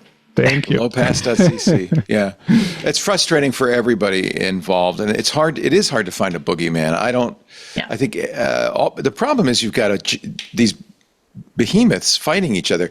Except somebody pointed out it really isn't a fair fight. Disney's market cap is what, 40 or 50 billion. Google's market cap is in the trillions. They're not equals. We might kind of think of them as equals. They're not. No. Well, we've also got Larry Ellison Jr. entering the game, and you know what that means. Everyone's prices are going to go through the roof. So, you know, it's like, if he's learned at his daddy's knee, then we're all screwed on that front. So his Skydance has already bought Paramount, CBS, and is now looking to buy Warner Brothers. Warner Discovery. Yep. Yeah. Well, no, I think isn't it just Warner Brothers now, because they split those, like Discovery's it's unclear. Now its own The plan, Zaslav's plan was to split it, but I don't think it's happened yet, right? It hasn't happened yet. They might be completely on the block. They might split it up. I see. Because there's also other companies in there, like Netflix is looking at it, and Netflix wouldn't want to own a cable network. They don't care about that. Yeah, they don't really care about that. But they'd be interested in the Warner Brothers catalog. Yeah, the catalog for Warner Brothers is vast, so I would imagine they would be very interested. So we've seen this happen so many times before in the internet era. This is the disintermediation part where everything's just kind of crazy. Nobody's happy. Yanko, how's it going to resolve? Do you have a crystal ball? Do you know? I wish. I don't know, to be quite honest. I mean, it's also really hard to predict, because all of these things going on still need to account for what actually the consumers are going to do and how they're going to respond to all of it. And so just the rise of YouTube proper, not even talking about YouTube TV. Yeah, YouTube proper is now the biggest media distribution company basically in the US when it comes to television. Stuff that gets watched on TV screens. They're bigger than Disney, with Disney Plus and Hulu and ESPN and all the cable networks combined. It's just because people are on YouTube so much and watch so many things on YouTube, movies, YouTube originals, or like YouTube creator shows, but also like obviously stuff that ended up there one way or another. People just watch a ton of YouTube these days. So in a way, all of this may be moot at some point, because people are going to find ways to watch it anyway somewhere else, or just going to switch to other types of programming. And I think that's what's interesting about the sports number too, like the number of sports fans going up. Somebody on The Verge, where that got syndicated, pointed out it has maybe also to do with sports betting getting more popular. That could be it. But I think it's also that people are falling in love with new types of sports. So, and not entirely new types of sports, but one example for that is the rise of the WNBA, right? So got really, really popular. It didn't come out of nowhere, obviously. The WNBA has been around for a long time, but it's gotten really popular in just recent years. And then there's other sports that are like still sort of bubbling below the surface that could like pop up and maybe get distributed completely differently and outside all of these traditional paywalls. So it's going to be definitely interesting to watch, but I unfortunately also don't have that crystal ball. I tried. Hey, this is Benito. It's like sports betting is actually a big part of this, because they're funding the leagues a lot now. Like you've seen DraftKings Arena and all that stuff. Yeah. That's big money. I don't know. I remember after the baseball strike many years ago, I kind of lost interest in baseball. I think there's a risk. I really think there's a risk that people could just get fed up. And there's so much good stuff on YouTube. But also, there's so much good sports, right? So maybe you get fed up with NFL and you instead start watching cricket. You could start watching curling you just or start cricket. F1 on Apple Or TV. F1. That's what you start doing. Maybe that's why Apple's buying it, spending a lot of money. Fingers crossed. They're like, someone at Apple TV's like, ooh, fingers crossed people hate football in a minute. Like, come watch some racing cars. Come watch Lewis Hamilton look really cool and race a car.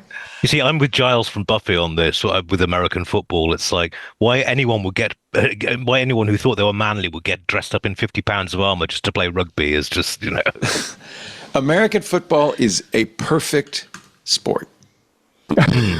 What with men in tights? Yes. That gets the female side. I love a man in tights. I'm going to just stop you right there. It is marketed and packaged perfectly in every respect. That's an unfortunate statement given how tight those tights are, but I would in fact like all men's sports to involve tights. You ought to see Australian rules football because footy, they're wearing short shorts. Listen, Australian rugby, I'm a fan. I don't know what's happening. I'm a fan. It's I don't know what's happening in an NFL game half the time. So couldn't tell you what was happening, but wow, I love it watching it. It's so good. It's what's imprinted on you as a kid, right? Whatever it was, like Baby Ducks that you watched as a kid. What did you watch, Janko, as a kid? I mean, football. Soccer. Yeah. And same for you, Ian, probably, right? Yeah, soccer and rugby. Yeah, and Formula One. It's. I think it's imprinted. Yeah. Ashley, what was your favorite sport when you were a kid, or did you have one? I have very fond memories of my family taking myself and my cousin, who are around the same age, to Las Vegas very often to watch football at the sports books. UNLV or watch NFL at the sports on the strip. books. Yeah. We would. We didn't go to a lot of live games. At the time? Didn't go to a lot of live games, but let me tell you, I spent many hours at the Circus. So sorry. It's a casino for kids. So they have many a circus. fond memories because the 90s was the time that Vegas decided to pivot and make it like a family-friendly destination. And so, I have fond memories of spending much time at the Circus Midway when I was like 5 to probably 12 years old, while my grandparents and my parents and like my cousin's parents, they'd all go. Book. Ashley, you go watch the acrobats. I'll never forget. There was one time, I believe it was the year the Bills were playing in the Super Bowl. I don't remember what year it was, but this is like a big deal for my family. And so they went to Vegas, and my cousin and I got in a big ice machine fight in the hallway, like near our room. Wow.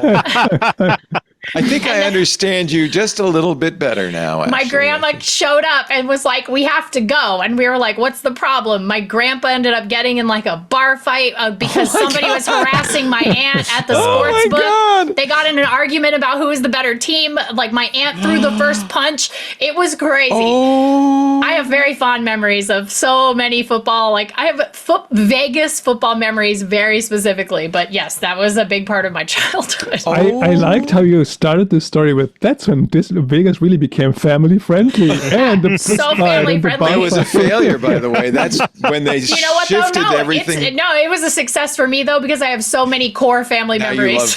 You love Vegas. It's the family place. Yeah, sure. It's a Wally world for the 90s. I get it. 100% was that. But it was, my family's very big into football. And so watched a lot of football. And then I was also I loved the Lakers when I was it was the Showtime. It was Showtime. So when I was a kid. So I Showtime. Loved what a great Magic show Johnson, that was. Fun. No, the Showtime era in No, I know, Lakers. but that was also became a show about the bus era. Oh, yeah. Showtime, such a good show. Called Showtime, really good. But I was a big Lakers kid. LA, baby. Don't go back to Circus now because it has gone downhill massively. Oh, God, is it dumb? I stayed there once. Someone put me up there for CES one year, and I almost left the town. I almost just dipped. When Ziff Davis was doing poorly, for a long time we stayed at the MGM Grand, but then the company hotel became Circus. No. And I knew we'd gone downhill because the TV remote was bolted to the side table, as was the lamp. I kind of had a feeling this isn't quite. I will never forget. McDonald's in the middle of the casino floor. They do have McDonald's, and actually a very good steakhouse inside that hotel. But I will never forget when I went for CES. There was a sticker on the window of the hotel room that said, "If you're not alone, call this number if you're thinking. God. And I was like, Oh my God. this hotel room is haunted. Like, I have to leave. I can't be here. Like, this is not a good place. No, I stayed there for my first DEF CON, and The cheap prices aren't worth it. I shouldn't tell you this, but I walked into my room, checked out the bathroom, and someone left a floater in there, and it was just like, God. Nope. really, we are not staying here. Gotta go. Gotta Not go. as bad as the old Imperial, but pretty bad. But pretty bad. Yeah. Oh, the old IP. Yeah, that was a bad one too. Like, Yeah. I know. I have stayed in almost every hotel. How on the about the Strip, Debbie like, Reynolds hotel? Was the old riverboat? Oh my thing. You ever stay there? God, Leo! This is like old school. I remember staying at the El Rancho, and they had a bowling alley in the basement. Like I said, I've been to Vegas many times. As a child, Vegas. I've been to Vegas more times as a kid than I have as an adult, which is saying something. Yeah. Good Lord. Yeah. Yeah. Okay. Well, more Vegas memories coming up. You're watching This Week in Tech. Ashley Esquetha, Yanko Rutgers, and Ian Thompson. Wonderful to have all three of you. This is fun. We'll get back to the news in just a bit, but first a word from our sponsor, Shopify.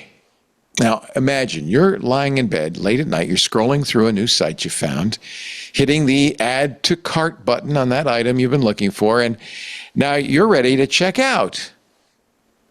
And you remember your wallet is in the living room all the way downstairs, and just as you're getting ready to abandon the cart, there is hope. You see it. That purple Shopify button. If you've shopped online, chances are you have bought from a business powered by Shopify. That purple Shop Pay button you see at checkout, it makes buying so incredibly easy. There's a reason so many businesses sell with it, because Shopify makes it incredibly easy to start and run your business. I love that sound. Actually, my son got his whole career started, TikTok star, making sandwiches, selling on Shopify. It made it possible for him to create the Salt Hank website. It made it so easy for him. That's why I'm kind of a fan. Shopify is the commerce platform behind 10% of all e-commerce in the U.S. From household names like Mattel and Gymshark to upstart brands like my boy, Salt Hank. Shopify gives you that leg up from day dot with hundreds of beautiful, ready-to-go templates to express your brand style. And forget about the code. Tackle all those important tasks in one place, from inventory to payments to analytics and more. I asked Hank, how did you do this all yourself? He said, Shopify. Spread your brand's word with built-in marketing and email tools to find and keep new customers. And did I mention that iconic Shop Pay button that's used by millions of businesses around the world? It's why Shopify has the best converting checkout. If you want to see fewer carts being abandoned, it's time for you to head over to Shopify. I love that sound. Sign up for your $1 per month trial and start selling today at shopify.com/twit. Go to shopify.com/twit. Shopify.com/twit. Thank you, Shopify, for supporting This Week in Tech and, frankly, for helping my kids get off the family dole. I very much appreciate it. Shopify.com/twit. On we go with the show. Let me see here. What else is in the news? I knew we'd have some fun conversations about this YouTube situation. I guess I'm going to have to subscribe to ESPN. Now, it's not ESPN Plus. It's the other one. That's the one J.J. Watt was upset about because he had the wrong subscription. Right. Yeah, What a I think it's mess. ESPN. I'm actually blanking out on it. I think it's ESPN Unlimited, right? It's crazy. It's crazy. Denmark's, I mentioned this, Denmark is planning to join Australia, banning access to social media for children under 15. Australia's law goes into effect December 10th. I don't know how they're going to do this. Australia's going to ban access to social media, including YouTube, by the way, for anybody under 16. On Friday, Denmark's government announced an agreement to ban access to social media for anyone under 15. The move would give, in Australia, I don't think parents can get around it. In Denmark, parents, after a specific assessment, I don't know what that means, according to the Associated Press, would have the right to let their children access it from age 13. how you enforce this is a big question. As far as I can tell, it means that all social media in Denmark and Australia would have to ask every single user for proof of age, which is a privacy nightmare. Yeah, I mean, this sort of thing is going on in the UK as well when it comes to accessing adult content. It creates an enormous database of personally identifiable information, which is stored by third-party companies who are very vulnerable to attack. In the Australian case, actually, it's quite interesting. There has been a surprising side benefit in that a number of influencers have actually left Australia and emigrated to other countries so they can carry on their careers there. So Australia has actually gained, in terms of having less useless, people floating around within their society. But from from an actual enforcement perspective, I just don't see how this is possible. By December 10th in Australia. That's ambitious. It is extremely ambitious. So Facebook is included in this. Instagram is included in this. Even WhatsApp is included in this. The one that's going to be toughest is YouTube. But I think it's also tough for anybody who's 15 who suddenly is going to have access to their friends. Yeah. The hard thing is there was a really good article in The Atlantic recently called What Kids Told Us About How to Get Them Off Their Phones. And this is I think Harris poll, I want to say, did a survey, and they asked kids ages Harris poll, kids 8 to 12, and asked them, how do we get you off your phones? Because kids are just on their phones a lot. It's how they socialize. Right. It's really hard. They don't go outside and we don't have a lot of third anymore. And also we don't have a lot of third spaces anymore for kids. So we used to have places. Somebody argued the other day to me, and I thought it was so fascinating, and I agree with it 100%.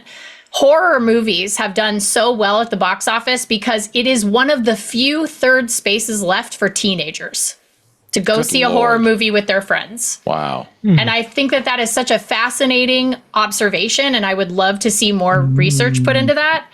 But about half of the 10 to 12-year-olds that were surveyed, and I think it was about 500 of them, said that they use social media. Most or all of their friends use social media. That's good. So do you have a 6-year-old? Yeah. Are they allowed on social media? Or are they? No. Excellent. He doesn't have. I'm very. He will not have a phone or access to social media until he is old enough to understand disinformation, how to research AI. Like, this is like a whole. I'm very adamant about good hygiene as it relates to like being online. Excellent. But they basically said, what do you want? And these kids basically all said more freedom. We never get to play unsupervised or unstructured. It's always in a soccer league, or I'm always brought together with my friends for an arranged play date where everybody's parents are watching us. Like, there's just no unsupervised or unstructured play. Do kids in your neighborhood play out in the street at all? No. Do they ever? I don't see that anymore. I used to when I was a kid. That's what Halloween. we would do. Let's talk about Halloween. When we bought this house 13 years ago. And the first time we had Halloween, we had probably 60 to 80 trick-or-treaters. We ran out of candy the first couple of years. We ran out of candy. Last Halloween, just a couple weeks ago, we bought, I figured Friday night, Halloween, it's gonna be popping, lots of kids. We're gonna have a ton of kids coming around. It's not a school night. And we had less than 25 trick-or-treaters. Yeah. And even then we gave like 2 extra bars to people, so it was probably less than that. It might have been like 20. Yeah. And these kids want free play, in-person organized activity. They would rather have those things. The younger they get, especially, that is the case. Yeah. They would rather have these things, and we are not. I don't know how it is in other countries, and I would imagine, obviously, places like Denmark have more walkable cities, for example. They have better public transportation. In Japan, you have kids that have a lot of independence because they run errands. They start running errands at the age of like small errands. There's like a Netflix show about it at the ages of between 2 and 4. Like they're sent down the street with a little bit of pocket change to get something for their parents, and their independence is constantly fostered. And we don't do that here. We have a very kind of there's a layer of fear that a lot of parents have about something happening to their kids, and I think there are many factors that go into that. I worry every day about things like gun violence in this country. I worry every day about things like online predators, which is why my kid doesn't play online games. I worry about those things, but we also try really hard to give him a sense of independence. We try to have him do things for himself. We make him order his own food at a restaurant. Like I don't do that for him. Good for you. Because he needs to be able to interact with the world. He needs to be able to talk to a human being and look them in the eyes and ask for what he needs. And so, but I feel a lot of times like a failure as a parent because he is an only child and we don't have a lot of times that he gets to have unstructured play because a lot of other parents are like, well, we'll just see you in, karate, or we'll see you in, at this event. And I'm just like, but I think structured Halloween is now trunk or treats. So they do these trunk or treating events where you go from car to car and the trunks are decorated and that's it.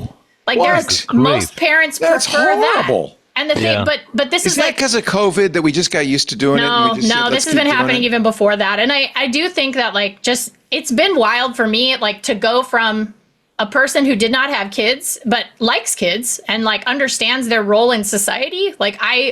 I am a big proponent of you should have your kids out in society. You should have them on planes. You should have them because that's where they learn to be an adult. You're teaching them to be an adult. And I see so many of my friends who sometimes, they're not my friends, but people I know who don't have kids complaining about things like crying babies on trains or whatever, kids being a 3-year-old being walking around at a restaurant. And it's they're just learning how to be a human. They're just kind of learning that. But we have created, I think our society in particular has created such an unfriendly space for children. To just exist. We don't have malls anymore where you could, just bum around with your friends. We have malls, but that's not a place where people hang. Not for much longer. Yeah, it's just because of the internet. And the thing is again, social media, I consider places, online spaces like Fortnite is a third space for kids because they don't have that. They don't have that in real life anymore. They don't have a place they can congregate in without some suspicious adult saying, oh, something bad is happening here and calling the police. Yeah. And it's not fair to them. It's really unfair to them. And so I think it is terrible that these kids are going to have an element of their social life stripped from them that they have no control over. I think that is unfair. But I also do think that social media is incredibly unhealthy for small children. They should not have access to it. They do not need it. They need in-person socialization. The whole point. But what about a 15-year-old? A 15-year-old, I think it's both. They're still only 15. They're still a child. And they need in-person social interaction. A good example. But if it's not available to them, which it seems not to be. I think Ashley hit it on the head when she talked about the parents being scared of everything outside for their children. I think this is really the big problem. There's no stranger danger. Stranger danger. I grew up in the 80s, and it was far more dangerous in the 80s for me to be alone in the mall than it is today. Way more than it is today. We have cameras. We have so much technology. But parents don't allow it anymore. Parents just don't let their kids be alone anymore. Yeah. I was going to say, when I was 15, my parents were sending me away on holiday on my own, and it was fantastic. I got to share a room with a professional backgammon player who taught me how to play properly. You took a bus across Europe to get there on your own, and you learned how to deal with it. You lived life. And we see a lot of stories about I'm sorry, I'm totally dominating this conversation. I have so many thoughts about this. Yeah, but you have strong feelings about it, and you have a 6-year-old. Yeah. But I also see so many Gen Z kids who are in their 20s being dating is impossible, right? Dating is so impossible. And the thing is yes, you feel really lonely because the only way you're interacting with people is through a screen. And when you inevitably have to interact with a person in person, they are not equipped with the tools of the lost art of conversation. I run a media training company. It is my job to teach people how to communicate with other people. And it's we have lost the art of conversation so deeply in especially here in the US, but a lot of Western countries. We've lost the art of communication because it's through a screen. You lose things like tone. You lose the ability to read people's faces and read a room. We joke about the phrase read the room, but the thing is we've lost that art. We don't have it. And we're now seeing things like, people feel so lonely, they feel so isolated on a screen that they're now turning to chatbots for companionship. And we're seeing these awful stories coming out of these kids who have committed suicide because their chatbot is encouraging them to do these things, because it's just vomiting back their tone of voice, their pacing and structure of their writing. They seem like a friend, and these are children. They do not have the skills. We're not giving them or equipping them with the skills to understand that that's what it is. They really feel that they've made this connection because they are children. They are vulnerable. Even an 18-year-old is still it's a child. That's a teenager. And it's just, it's impossible to have these like conversations when people just ignore the fact that like we've basically created societies in which being a kid is like frowned upon. What's the solution then, though? Is it to enforce these age restrictions on social media services and on YouTube? Or so I'm sort of, I don't actually know whether that's good or bad, but I'm somewhat hesitant because I think it also could give social media companies a way out. We've seen that before with like companies like Meta and virtual reality, where they basically were like, well, our headset is not for people under 14, so nobody's using it under 14. And then you go onto these services and there's clearly young kids there all the time. Yeah. But so when you enforce these age restrictions, the same thing could happen, right? So I think it's a combo. It's like a combination. It's a combination of education to parents, because the thing is parents I talk to about Roblox have no idea. They have no idea. Yeah. That news is not getting to them. They're not receiving the story about the lawsuit in Texas. They're not receiving any of that news, and we've kind of hit a breaking point in our news consumption, where people are so burnt out by the fire hose of news that is coming at us all the time on social media platforms, on our news apps, like from everywhere, that we're tuning out and saying the most important news will reach me. And that's actually, there have been surveys done with like Gen Z kids who that's how they feel. The most important news will certainly reach them. And that's all that matters to them. They're not going to go seeking out other information. And I think we have a duty to, one, like really change the way that we educate people, like about misinformation, AI, disinformation. Like there's a responsibility there of education to like do that job. And I don't know how to do that without like completely overhauling the way that we educate people in this country. But also, like, I am of the thought that I think regulation to have like any company that has a service or product with that is a social media online, like that has any kind of element of social nature, should have at least one ethicist for every X amount of users that you have. Like, we really have abandoned ethics in computer science. And there have been, like, Leo, I've talked about this thread a bunch of times on Twitter, where there was a guy and he used to be a physicist, and then he is a computer programmer, and he was talking about how every major scientific progress that we've seen, like major inventions, discoveries, or eras of time, we've always had a reckoning ethically in those eras. So when the chemist community, they had to reckon with things like chemical warfare and dynamite. Like how did those things change society? Like those were things they had to reckon with. The physics community obviously had to reckon with the bomb. Like that was their major ethical reckoning. And the computer science industry and just in general, just that community has never really had a major ethical reckoning in the same way. And so we have these companies that have these pie in the sky, like, oh, we're being so helpful to users. We're really going out of our way to, change their lives for the better.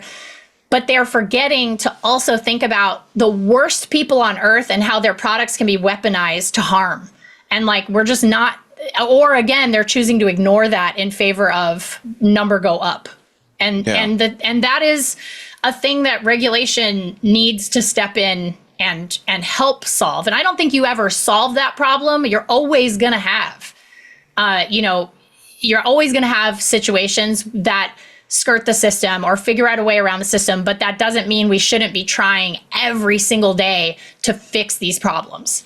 I worry that government wants to replace parenting, though. I understand it's very difficult for parents nowadays, but well, they shouldn't be regulating what we do as parents, but they should be regulating what the companies are doing. I think what government should say to companies is you need to give parents the tools to do this. And then people will say, well, parents won't do it. Well, sorry, but that doesn't mean the government gets to step in loco parentis. I think but I agree with you. The tech companies need to be forced to give parents the tools. I don't agree that governments should say things like nobody can use social media under the age of 16. No. I don't think that's the government's job. But also, like, what about cigarettes, though, Leo? I mean, it's like cigarettes. They're illegal for children to use under 18. We know there's label clear them harm very clearly. to cigarettes. But we know there's clear harm to kids. I don't think we know that. I disagree. I think there's very clear research that says we are harming children by allowing them to have access to social media. Yeah. And by the time we really know, it might be too late to do anything about it. That's what I'm saying. So maybe a whole generation of we may have already lost a whole generation. We may have already exactly lost right. That's exactly right. And that is the thing I don't like. I think there's a real business opportunity here because social media companies like Facebook et al. Have recognized that they get more engagement if they encourage bad news, stuff which angers people, gets them wound up, if you like. If you could get a social media company who said explicitly, our algorithm is meant to boost positive news, positive things, they get less traffic, certainly. But I think parents would feel a lot more comfortable letting their children loose on those. Mm-hmm. Yeah, maybe have a kid-friendly. I'm sure that's what Roblox was intended to be, a kid-friendly social network. Did remember Neopets, Ashley? Did you use Neopets as a kid? Yeah, that was a kid-friendly social network. So kid-friendly. MySpace. But there were also groomers on that platform, and Neopets did things to help mitigate that. They stopped it. Maybe big tech has become too profit-focused. There's certainly a lot of money in. I think that most large corporations have abandoned it's the enshittification of these companies, which is they've abandoned their customers for the benefit of shareholders. Yeah. And that's really unfortunate because I think they could be doing some amazing things and making, the products that they aspire to be building, they could actually be making. It's interesting because they're not. Disney created or bought Club Penguin. Same idea, Ian. They said, oh, well, there's money to be made in child-friendly social networks, and it's gone. That was so adorable. Yeah, it really was. Yeah, it was so cute. But it's gone, right? Yeah, because it's not as profitable as the other way. Right. I mean, exactly. That's what it comes down to. And unless you can get a significant buy-in from parents, just like, yeah, we trust this. This is going to be around. This is safe for our children to play on. Then, I agree with you totally, actually, on common spaces. But I think that, as you say, there are no common spaces, and kids don't.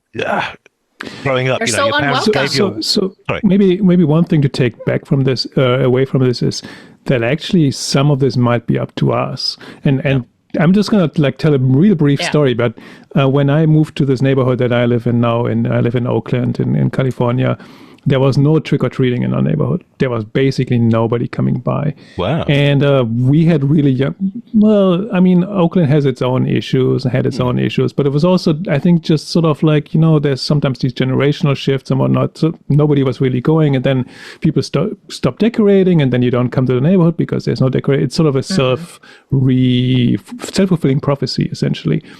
And at the time, our first daughter was relatively little, and we got together with a couple of other families from our preschool, and we were like, well, we should, organize something, and why don't we do this in the neighborhood? There was like 2-3 families in the same neighborhood. And so we started, like, the first year, that was really just like 2-3 families, and we walked around and went trick-or-treating, and people were kind of excited, opened the doors, and, oh, nobody has come by for a while. So that was fun. So we were like, oh, we're going to do that again. And so we did it over and over and over again. And at some point, it was 50 kids rushing houses. Basically, it was a gigantic group. We used to buy like 30 pizzas, and it really brought the neighborhood together. It was That's the solution that I'd like to see is for parents to step up and do it. Yeah. Well, it's also parents getting off their phones. And not using their phones as the place they also are socializing. I mean, how many times you go to a restaurant or an airport waiting area and you see all the small kids on iPads? Just, because the parents, we that's don't it's the easy thing to do. I know you don't. So, but during you're an outlier. I'm an most outlier. Parents do. But it's like during the pandemic, right after lockdowns ended, I would take him. He was like probably less than 2. He was probably a year and a half old, maybe a year and a half. I would take him every Sunday to have breakfast at our local favorite place.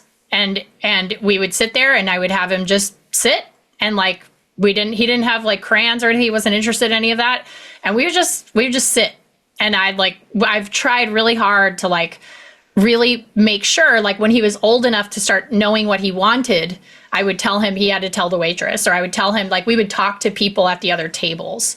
And he still to this day does not have an iPad, though now he really wants to play Uno while we're waiting for our food. That's okay. So card games are good. No, it's just very funny to see 2 grown adults and a 6-year-old playing cards at a table, and yelling Uno at each other, which is very funny. Lisa and I always bring cards when we go out to eat.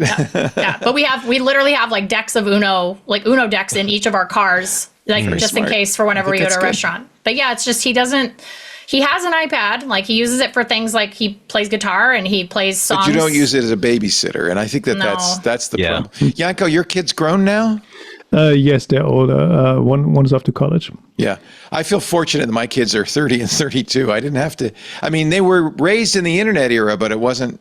Yeah. It wasn't like this. It was Club Penguin and it was Neopets. It wasn't like this. I find it interesting though, and that's not actually even I wish I could pat myself on the shoulder for this, but it sort of came natural to them. There's almost a backlash in that generation going on. My older daughter. It's true. She's collecting CDs. She's talking about getting a flip phone. I'm glad. I'm so glad to be seeing those types of trends are great. And you are seeing more and more, the younger Gen Z and older Gen Alpha kids are choosing to have fully private social media. They are not interested in, they have a fully private one that they keep private. And then if they want to make content, that is a separate public thing, which is what you should be doing. If you want to be a content creator and you also want to exist on the internet, you've got to protect your peace. It is very important. If you are going to have any kind of public face on the internet and be a personality, you should be protecting yourself. And these are ways that they are figuring out, because they are just sort of kind of feeling around in the dark on this. They don't have any precedent. That's how they're figuring out to do it. And I'm glad they are. I think that's amazing that she's collecting CDs. That's awesome. Well, although she should be collecting vinyl than just renting it. Yeah. Let's be honest. No, CDs, man, that's where it's at. I love it. I love that. I got a couple of friends who are whose older kids are really into collecting tapes. They're really into cassettes. They love cassettes, and I'm just you know what? Good for you. Let's take a little break. We'll come back with more. We've got some passionate parents here. I like it. And of course, you have a cat, right, Ian? I think you heard her earlier in the show. But she's very noisy. And do you let your cat on social media? That's the question. Stumpy gets the occasional picture, but that's about it. But quite frankly, we've just had the clocks change in the US, and I'm just dealing with the fact that she hasn't quite. Cats don't understand that, do they? No, they don't care. They don't quite get that. I got my face pawed this morning, but I'm probably a bad cat dad because I have scanned my cat's persona into Sora, and now people can make AI videos of Rosie, and it's probably a terrible, terrible thing I've done here. But catastrophe. It's a cat. Oh. Nice one. Respect. It's good. Yeah. Our show today brought to you by ZipRecruiter. We love these guys. Hey, I got a question for you, especially if you're an employer, right? What if you could consistently, and this is true for anybody, could consistently find whatever it is you're looking for right away? Everything from a parking space to the perfect holiday gift, jackets or jeans that fit perfectly. Imagine how much time that would save you. Well, while you may never instantly find those things, if you're hiring, You can find qualified candidates right away, time and time again, with ZipRecruiter. And today you could try it for free at ziprecruiter.com/twit. ZipRecruiter's powerful matching technology works fast to find top talent. With ZipRecruiter's advanced resume database, you can unlock top candidates' contact info instantly. No wonder ZipRecruiter is the #1 rated hiring site based on G2.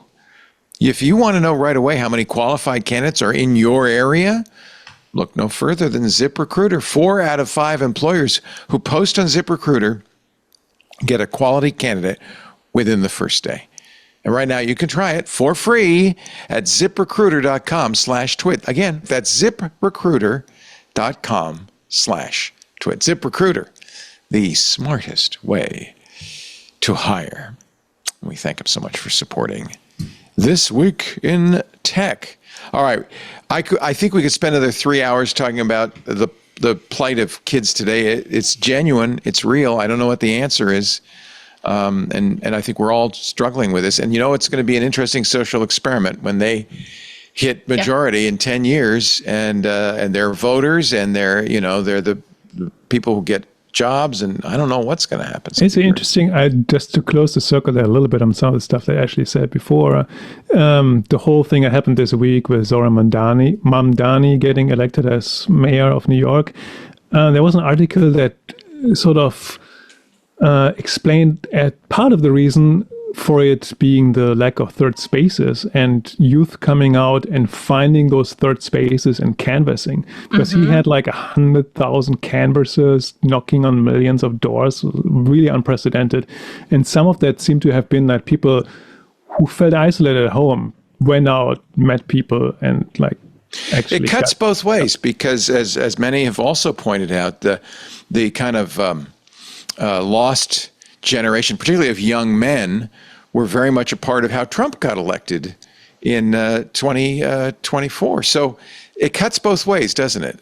People. That's what Hannah Arendt said about totalitarianism, is that totalitarianism attracted lonely people because it was a way to create a community. And that's who was attracted to Nazism in Nazi Germany. That's who was attracted to fascist movements, totalitarian movements. So it can cut both ways. You seek community in a variety of places. Before this gets too dark, just want to point out that also with the election of the mayor in New York, it's an interesting example of somebody who tried to be a SoundCloud rapper, realized that wasn't his real potential. Is that where Mamdani started? Was on SoundCloud? Yeah, he's on SoundCloud, yeah. Mr. Cardamom or Dr. Cardamom or something like that. Yeah, that's hysterical. Well, see, that's okay. So maybe he is, in a way, speaks to youth because he is of their generation and he has suffered. He's a millennial. That's a sign of the time. He's a millennial. At some point, all of our politicians are going to be ex-SoundCloud rappers. They'll all have been these ex-influencers, ex-YouTube channel, ex-YouTuber, ex-Instagram influencer. It'll be all that they stuff. can't do any worse than we baby boomers have done. I'm sorry. I apologize as a baby boomer. Thank you for that apology. I think it's the first one I've heard, but I'll take it. We did our best. We tried. We really did. We were, we were a pretty I think we were very idealistic. My generation was in the 60s. Well, you guys were the beneficiaries of the New Deal. That's why. Right. You see, if we'd only known that, we thought it was the acid. So how did I know? The Department of Defense has decided to take an interesting tack. The National Defense Authorization Act will be coming up to a vote at some point when Congress decides to come back to work. One of the priorities proposed by the NDAA is less of an obligation to prove that the technology they're buying is effective and worth the money. According to Lawfare, this year's defense policy bill will roll back data disclosures that help the DoD understand the real costs of what they're buying, testing requirements that establish whether contractors' promise is technically feasible or even suited to its needs. This is they say primarily due to Secretary of Defense Pete Hegseth's goal of maximizing lethality by acquiring modern software at a speed and scale for our warfighter. You know, you can only do that if you don't test it, if you don't care whether it works. It's definitely going to be lethal in some way. It's going to be lethal for somebody. But as we know, over the years, there have been plenty of defense contractors who have attempted to scam the government and the military. Stepping back on oversight seems like maybe the wrong direction, but it's a direction we seem to be taking in a variety of areas. Wired has this story: the government shutdown is a ticking cybersecurity time bomb. We talked about this a little bit last week with Alex Stamos, who was on the show. Lily Hay Newman, writing for Wired, says many critical systems are still being maintained, and the cloud provides some security cover, but experts say any lapses in protections like patching and monitoring could expose government systems. It's a recipe for grift. You know, I mean, basically, defense contractors have traditionally ripped off the government on a very large scale. This is just saying, oh, let's kick away a few more guardrails and see what happens. And what happens is that people will get the government will get ripped off. The software will work less and less effectively, and move fast and break things gets an explosive edge to it. We've effectively shut down CISA. Yeah. Thursday, the Congressional Budget Office announced it had been hacked. The agency was infiltrated by, according to the Washington Post, a suspected foreign actor. This is, some are worried, the beginning of a kind of collapse of our cybersecurity. Yeah, I mean, the CISA cuts have been absolutely savage, particularly at Black Hat and DEF CON this year. We're speaking to a lot of former people at CISA, and they were like, look, if you're over a certain age and you've made a decent amount, they're just saying, well, it's not worth the hassle. And the younger people coming in, sure, they're very keen, they're very on the ball, but they've got virtually zero experience and increasingly less and less funding. And the logic on this is baffling because, for every dollar that you invest in something like CISA, you make 10, 20 times that back in terms of security. CISA is the the Cybersecurity and Infrastructure Security Agency. And even during the shutdown, cutting staff has continued. It's just an excuse to fire more people. Such a loss for generational knowledge as well. I mean, for all those younger all those younger people who are coming in and getting, new jobs, you're just not getting the transfer of knowledge from these people who've had just like decades of experience, working with these systems and figuring out how to get things done. It's really a tragedy, honestly. It's security vandalism. Yeah. Yeah. Well, there is some good news. China has suspended its export restrictions for 5 years on minerals critical to the U.S. technology sector. We are completely reliant on China for things like these super magnets that are used in almost all of our electronics, lithium-ion batteries, semiconductors, solar panels. The ministry in China had imposed controls in December of last year on these rare earth metals, you may remember. And apparently Trump was able, in his meetings with Xi in South Korea last week, to get them to back down on that. So that's good news. Well, I mean, America is spinning up more and more where they've finally woken up to this after 10 years of warning that China was dominating this market. But it takes about 5 years to spin up these kind of mining and manufacturing facilities. And it's desperately needed because otherwise China's got its thumb over pretty much every area of advanced technology which we need to build with. In the last 72 hours, the administration has announced a $1.2 billion investment into two rare earth startups, made a deal with Kazakhstan for critical minerals. The minerals, it turns out, are pretty important and may have a lot to do with our foreign policy in Ukraine, in Venezuela, and other places, in Greenland, in fact. Maybe that's the secret behind a lot of our foreign policy is the demand, the need for those 8 or 9 minerals, which up to now have been solely available from China. Samarium is the number one on the list, a key element for magnets used in jets and missiles. China dominates from mining to separation to manufacturing those magnets. And this was a deliberate policy. We've seen the same thing with the solar panel market. We've seen the same thing even with Wi-Fi routers. TP-Link was selling Wi-Fi routers at well below the cost to manufacturer because they wanted a massive market share. We talked about this last week.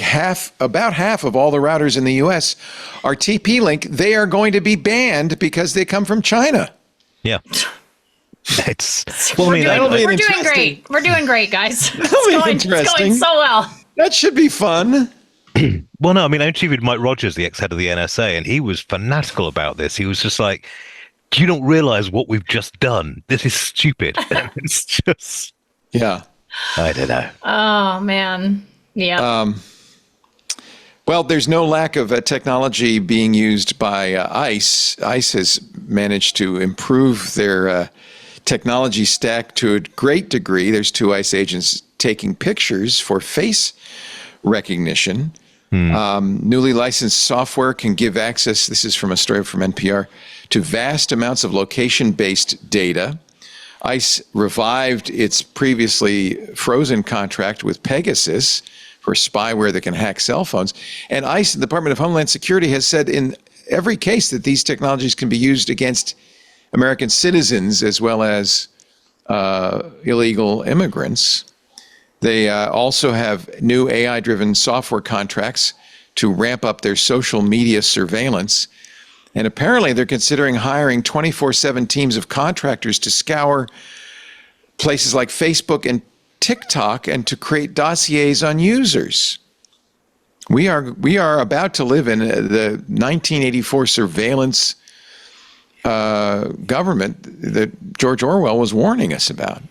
Land of the free, indeed. I mean, it's also, there's coming back to what we were saying earlier, there's very little evidence that these things are 100% accurate. And the consequences of a false positive, you get, a free 4-week stay, all expenses paid in Alligator Alcatraz, just because some software bloke screwed up with a picture of your face. Now, right. I'm an immigrant, Janko as well, I'm presuming. It's deeply worrying. It's... We've already been told that this is what worries me as a U.S. citizen and a cis white boomer. It doesn't seem to matter whether you're a citizen or an immigrant or a green card holder. No. And the AI is not infallible. This is it is insane to me that anybody is looking at any software that is legitimately adding third arms to people when it generates video and being like, this is very reliable. It is not. It hallucinates. It can easily say, oh, this is close enough to somebody who we have marked in a database as someone who's undocumented. It's just, it's absolutely ridiculous. Yeah. We had that kid arrested the other week who had a bag of Doritos, which the AI took to be a gun. Yeah. It's always been proven also that all these facial recognitions are historically bad at looking at people of color in general. Right. Yeah. Very, because they're not even mostly designed by people of color. From the top down, it's just oh God, this is infuriating. ICE says individuals cannot decline to be photographed when an ICE agent approaches you, and the photos are stored for 15 years, even if there is no match. Yeah. On the other hand, if you take a photo of an ICE agent, then you're liable to be arrested and/or threatened with shootings. So, and they're all wearing masks. Yeah, they're all wearing face because they don't want to be identified. Yeah. You can download, it's on Google's App Store. It's called Mobile Identify, created by Customs and Border Protection. You're not supposed to use it unless you're deputized to work with ICE, but it is on the App Store. I haven't tried to download it. Basically, agents in the field just point their phone at somebody's face and can instantly learn details about them. Yeah, I should just say, as someone who's going for American citizenship at the moment, I, for one, love our new overlords and would have nothing said against them whatsoever. We're thrilled. We're thrilled. Have you ever used Archive Today, archive.is, archive.ph? I do. Mm-hmm. Yeah, I confess I might have used it once or twice. This is a site, I didn't realize it had been around for so long. It's been around for a very long time. And it allows you to get past paywalls. Mm-hmm. Among other things. Among other things. I pay for I pay for literally dozens of newsletters and newspapers and everything because we use them in the shows, and I want legitimate access. But every once in a while, I run up against something that I haven't paid for, and it's a very good way to share those stories. 404 reports the FBI has subpoenaed X.com, trying to unmask the owner of Archive today. They're going after him. By the way, I have a subscription to 404 Media. I know it doesn't look like it, but honestly, that's one I'm happy to pay for. They do damn good journalism. Yeah. Yeah, really good. Really good. According to The Verge, the subpoena was sent to Two Cows, the web domain's registrar, not to X, but this was I think posted they posted on X. it on X. By Archive today. They went to their registrar demanding the customer or subscriber name, address of service, and billing address, telephone records, payment information, internet session info, network addresses, the services the site's owner has used, such as email or cloud computing services. The subpoena says the info relates to a federal criminal investigation being conducted by the FBI. It doesn't reference a particular crime. I didn't know this. They've been around since 2012. Yeah, been a long time. No one knows who runs it. The original domain was registered by somebody named Denis Petrov, which is a common Russian name, apparently claiming to come from Prague in the Czech Republic. So I don't know what'll come of this.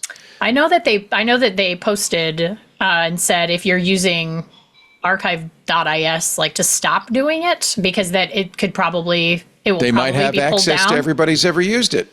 Yeah. Yeah. Also, you just hope they've got decent data sanitation on there, and they're not keeping that many logs other than those which they actually have to, rather than just leaving it on a server somewhere to be scooped up. Right. I mean, on the other hand, you all worked for organizations that were ad supported. This show is ad supported, often paywall supported. I mean, these were circumvention techniques that are probably illegal, right? Yes. I mean, the register never actually put up a paywall, but more and more people are doing it. The BBC, for example, has now put up a paywall for US users and overseas users, and I never thought that would happen. But, I mean, businesses have a right to put themselves behind a paywall. That's fine. But there are legitimate uses for .is. What are the legitimate uses? I use it sometimes, actually, when I do stories, because if I have a scoop of something that happened recently, I found some job listings that mentioned some product that shouldn't have been mentioned or something. And obviously, I archive it before I contact the company just as a journalist, because I know they will take it down.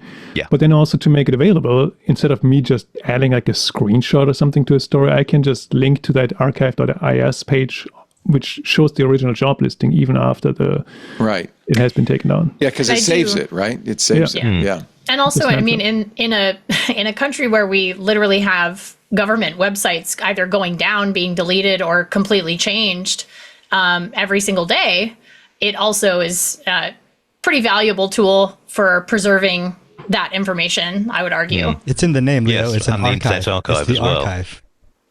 Yeah. Well, and let's talk about the Internet Archive, because Brewster Kahle says we survived, but wiped out the library. This was Internet Archive was being sued by record labels and others.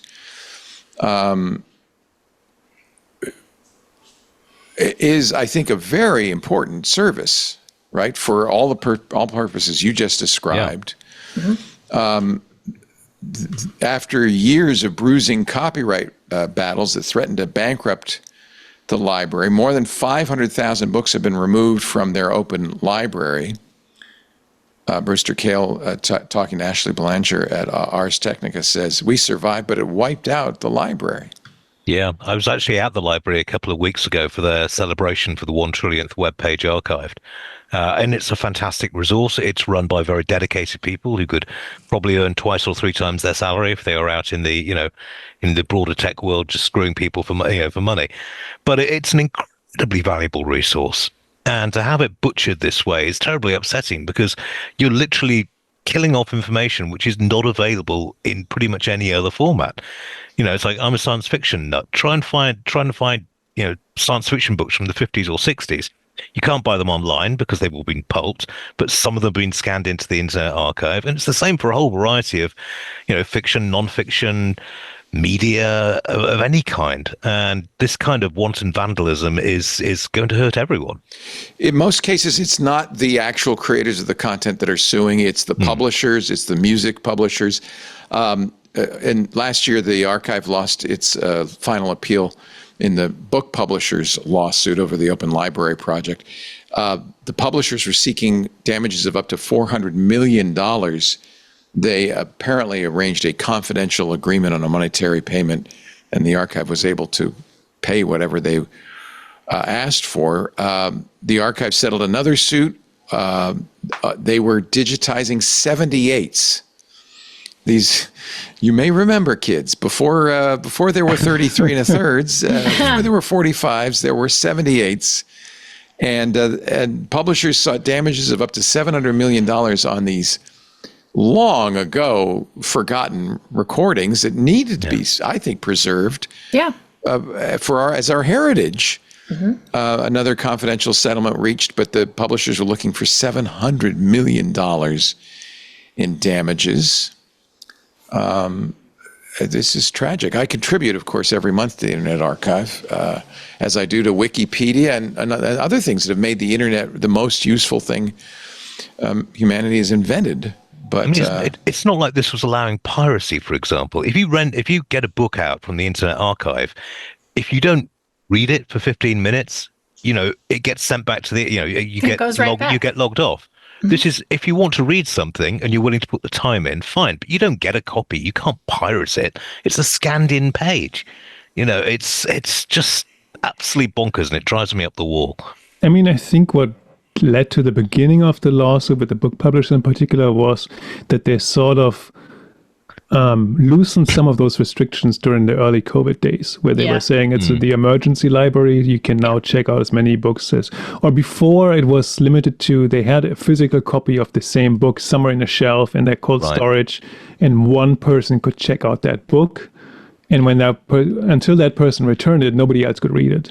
Yeah, they lifted all the caps on loans, and I think that was the thing that made the publishers very mad. But as Cory Doctorow has pointed out, publishers really don't want libraries of any kind to exist. No, of course not. And they're savvy enough not to go after your public library, but if they can shut it down, and Libby they will. For things like that. They have Hoopla, which is great. Is a great resource. Like, I use Hoopla. I'm a big fan of that service.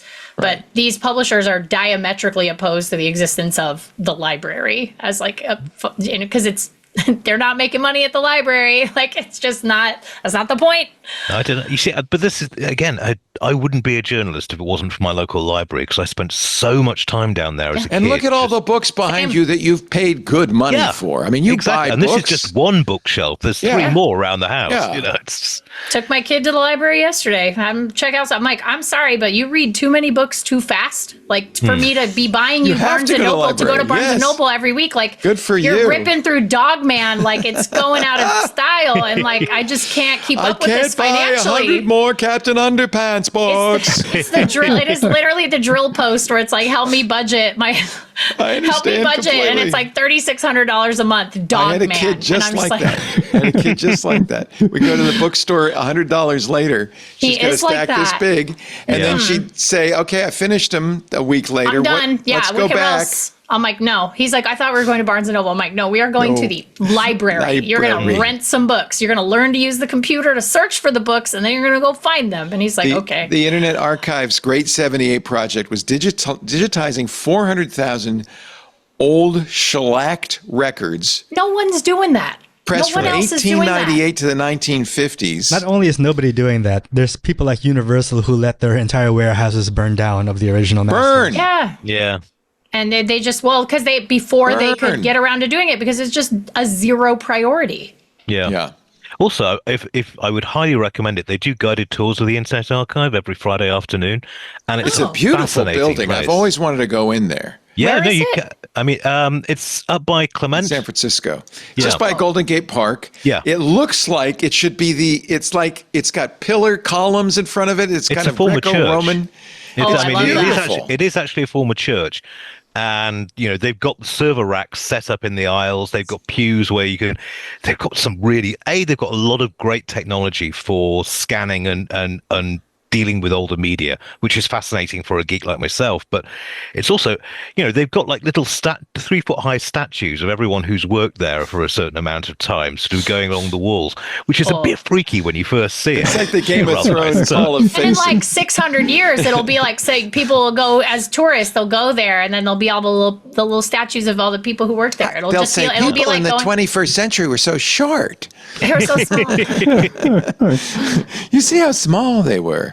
Brandon That's Butler's cool. a copyright lawyer and the executive director of Recreate, which is a coalition of libraries, civil libertarians, online rights advocates, startups, consumers, and technology companies. They're supporting opening up a little bit the copyright law. Said the idea that somebody's going to stream a 78 of an Elvis song instead of firing it up on their $10 a month Spotify subscription is silly. It doesn't pass the laugh test.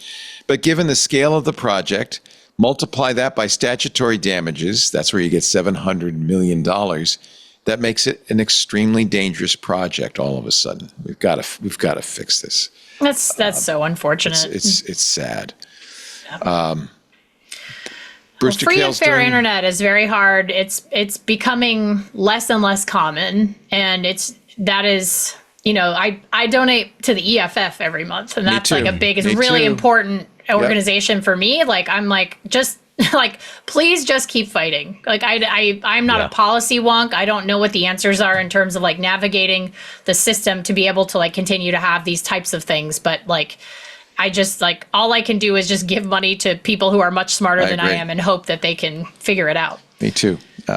We used to have a bumper sticker on the screensaver said, the fair use has a posse, which was the EFF's motto at the time. And Yeah, I mean, I went supporter. to this year at DEF CON. They have, in fact, for the last couple of years, they've had an EFF poker game where you pay fun. $250 to play, and the money goes to the EFF. And I went this year, and it was an absolutely fantastic afternoon. what a great idea. Oh, nice. That is really cool. I like as that you- a lot. I'll as have you to go know- do a tour. I didn't know they did tours. Yeah. Oh, the Internet Archive. Yeah, I would Yeah, like to I want to go check that Yeah, out. The next time yeah. I'm in town, I'll have Field to go trip. check that out. Field Friday trip. afternoons, Yeah. I highly recommend it.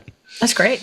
As Barry FM says in our Discord chat, our Club Twit chat, libraries are at least 2,000 years older than socialism. I don't know what it means, but I like it. I like it. Well, you see, I also, if libraries didn't exist and a politician proposed it now, can you imagine the rhetoric that you get from someone who's just publishers like, hate it.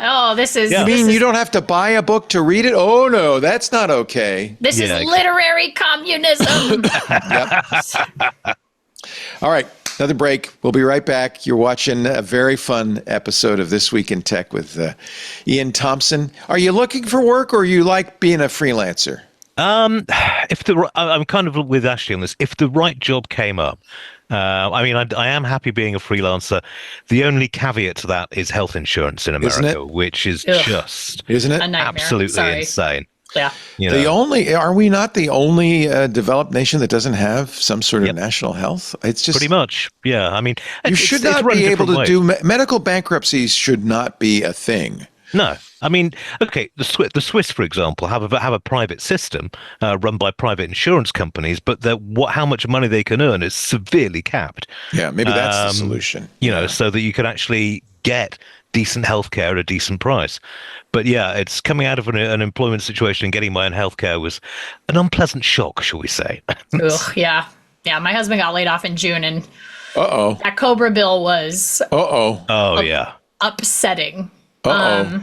Yeah, I was offended by it, honestly. Like it was like almost double our mortgage, which was Well, I'm on Medicare and I still Insane. pay a huge amount of money. Yeah. So I don't get it. I don't understand it. Yeah. I really don't. It's just something's wrong, but Yeah. I don't know. It's very broken. Very broken. Also here, Yanko Reckers, who is also a freelancer, also paying for his own health insurance. Actually, my wife, but Oh, good. Yeah. There you go. Marry well. That's the key, isn't it? Yes. Yeah. yeah, it helps for sure. Yep. And Ashley Esquetha, I hope your husband, has he found work? Is he looking for work? Just started a new job on Monday. Oh, congratulations. So very good. It was a little tenuous for a while. I bet. But he found seems like a good company. They do LED production rentals. So he does a lot of like technical event production. Nice. So it's all like when you go to a CES booth and you see all the like big LED screens and stuff like that. So he event AI production. ain't gonna take that job, baby. That's a good job. I hope not. Yeah, I hope not. I mean, he's good at it. So he's a fixer. He's like a person who just he's never had a show failure in like the 20 years he's been doing this. So he's very good at his job. So hopefully this is a place where the owner of the company seems like a good guy who like understands work-life balance, which is good. Yeah. And he's not one of those 996 guys, huh? No. And he definitely is like, he leaves too. Like when it's time to leave, he leaves. So he's like, he really kind of sets a good example, which is I found that so offensive when Eric Schmidt and other CEOs say, "Oh, what do you mean? No, you don't get to have a personal life if you're gonna work in a startup. You got to work all the time."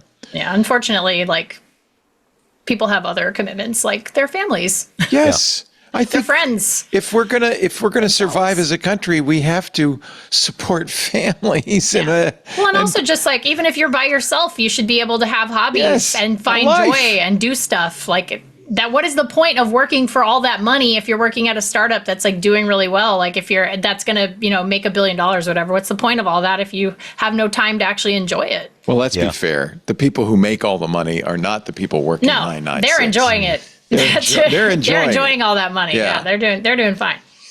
We're going to take a break, come back with more. You're watching This Week in Tech. Our show today brought to you by NetSuite. Every business these days is asking the same question, really. How do we make AI work for us? Obviously, the possibilities are endless, but guessing is too risky.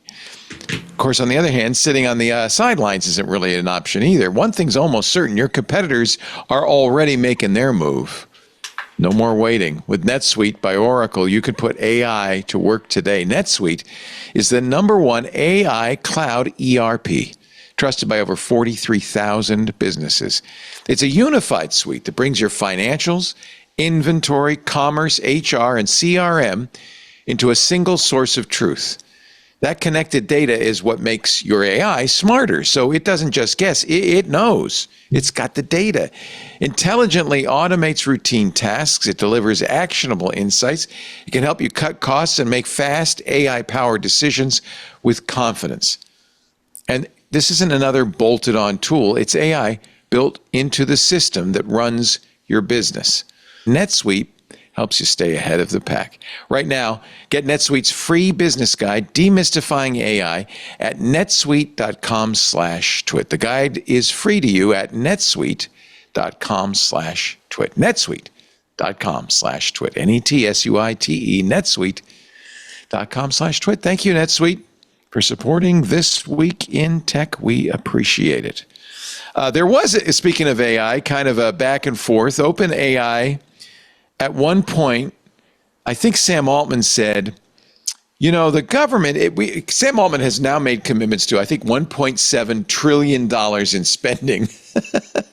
This to a company, maybe they're making money, but not anywhere near $1.7 trillion. So Sam said, well, maybe the government could help us out. It actually was their CFO, Sarah Fryer, who was speaking at the Wall Street Journal's Tech Live event.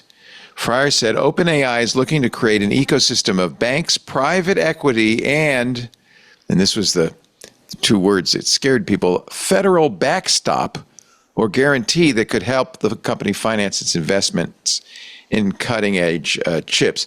Obviously, she backed down a little bit.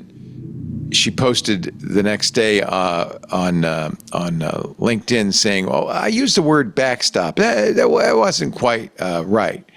And in fact, the Trump administration immediately responded. David Sachs said, no federal bailout, no guarantees from the United States government.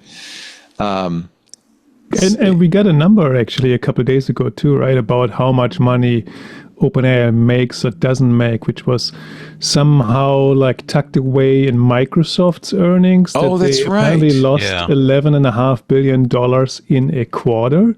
Yeah. Which is quite amazing. Yeah, I mean, you could feel Ed Zitron's blood pressure rise when that came out. Just that Joker. It's just him smiling. Ed Zitron just smiling, and his having an apoplexy. That. Ed really, I got to give Ed a lot of credit here because honestly, like how he wakes up every day and doesn't just like rage. Like, he does. Oh, he does. He does. But I'm talking about like Michael Douglas in Falling Down. You know what I mean? Like where he just doesn't snap every single day of his life. I worry that his head's going to explode at some point. I do too. He's a good guy, but I do worry about him. I worry about his stress, his cortisol levels, Leo. Yeah.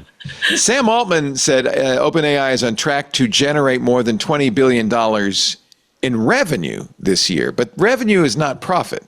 No. You can generate $20 billion in revenue and lose $20 billion because your costs are double that. There was an interesting interview with an analyst who said that when the AI bubble pops, the very first thing they're going to do is go to the government and say, look, if you let us go under, China will win the AI race. So give us lots of money, please. You know? Exactly. That's going to be their playbook, and he's already hearing rumblings about that. Yeah. All right. Well, we'll watch. This is David Sachs. They're just laying that track right now. This is David Sachs' post on X. By the way, he's a podcaster. I just want to say that. He's also the AI and crypto czar in the White House. There will be no federal bailout for AI. And actually, he's got a good point. He says the U.S. has at least 5 major frontier model companies. If one fails, others will take its place. It's a competitive environment. Yeah, but what if they all fail? At the same time. I didn't need my retirement, really. I'll be living on food stamps, so maybe not. It's not you won't. It's not just the point that you're going to have one less model. It's all the money that is invested in those companies by other companies and promised to other companies. It's like it's a big shell game. They're just all passing $1 trillion between them. There's that graphic that came out the other day that was like, here are all the deals these like 6 companies have with each other. It's all circular. They're just all passing this like money around. Very concerning. But I admit I have a little bit of a vested interest in this because my retirement is basically invested in the U.S. stock market. And even if you invested as I do in index funds like the S&P 500, it's completely dominated by the Magnificent 7 AI companies.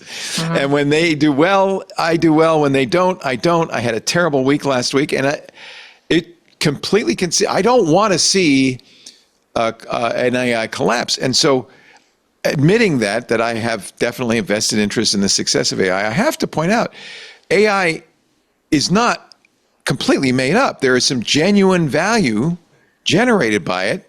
It's useful. I mean, I use it every single day, and I find it very useful. I understand that right now the cost far outweighs the potential for profit. It's very, very costly. $1.4 trillion that OpenAI is going to spend. That's crazy. Well, isn't it? NVIDIA is worth 16% of US GDP at the moment. NVIDIA basically dominates the stock market, and as NVIDIA goes, so goes my retirement. Yeah. But it reminded me. I'm going to be a Walmart greeter in 2 years. I'm just telling you right now. Well, it kind of reminded me of my brother-in-law who used to work at Virgin Records, and when the Spice Girls were at the height of their fame, he was at their Christmas party, and one of their guys was saying, and the Spice Girls accounted for 25% of our profits last year. Isn't that great? And he was like, no, it's not. Because 2 years later, nobody's going to care about the Spice Girls, and we're up the spout. God. And also, and the thing with AI right now is that, like, so many of these, like, solutions are... What is that?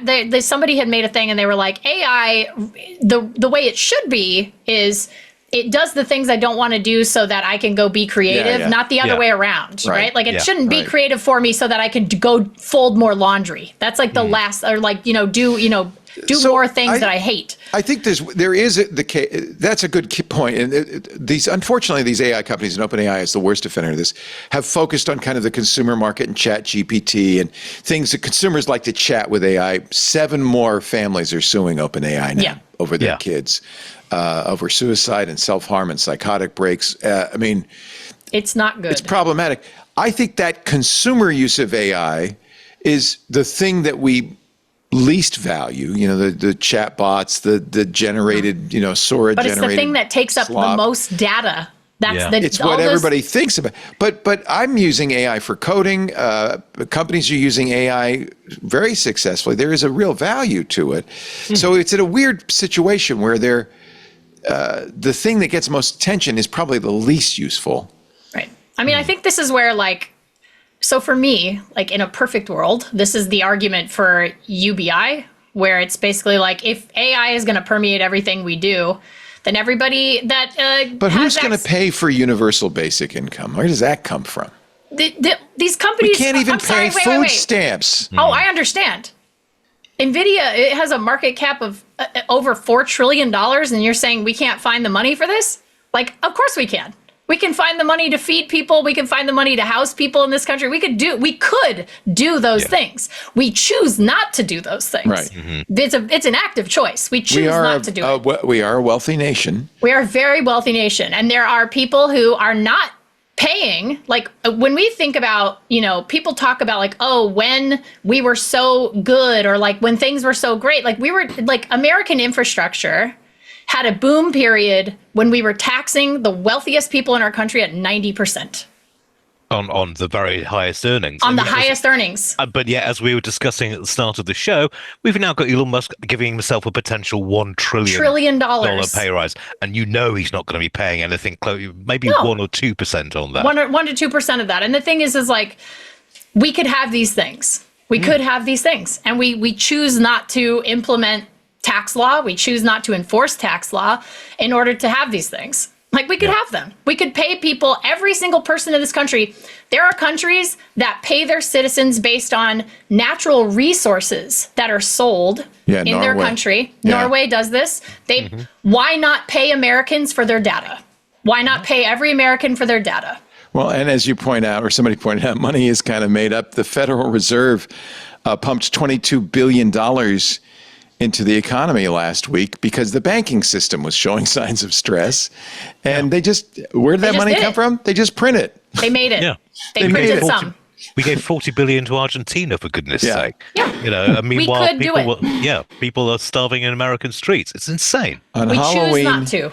The Fed injected $50.35 billion into the U.S. economy because of a short-term credit crunch. I suppose that's probably enough to give some money to people for UBI. I don't know if it's enough. I don't know. But but the thing is let's say the top, let's say any company that runs an LLM or AI LLM that's based on a internet scraping model, which is most of them, all of the biggest ones, people should just be paid for that data. I've argued I've been arguing since I was 20 years old that our data, we should be paid for our data. We should be compensated for our data. I know that we have to give our data for a lot of things and to make some technology better. I understand that.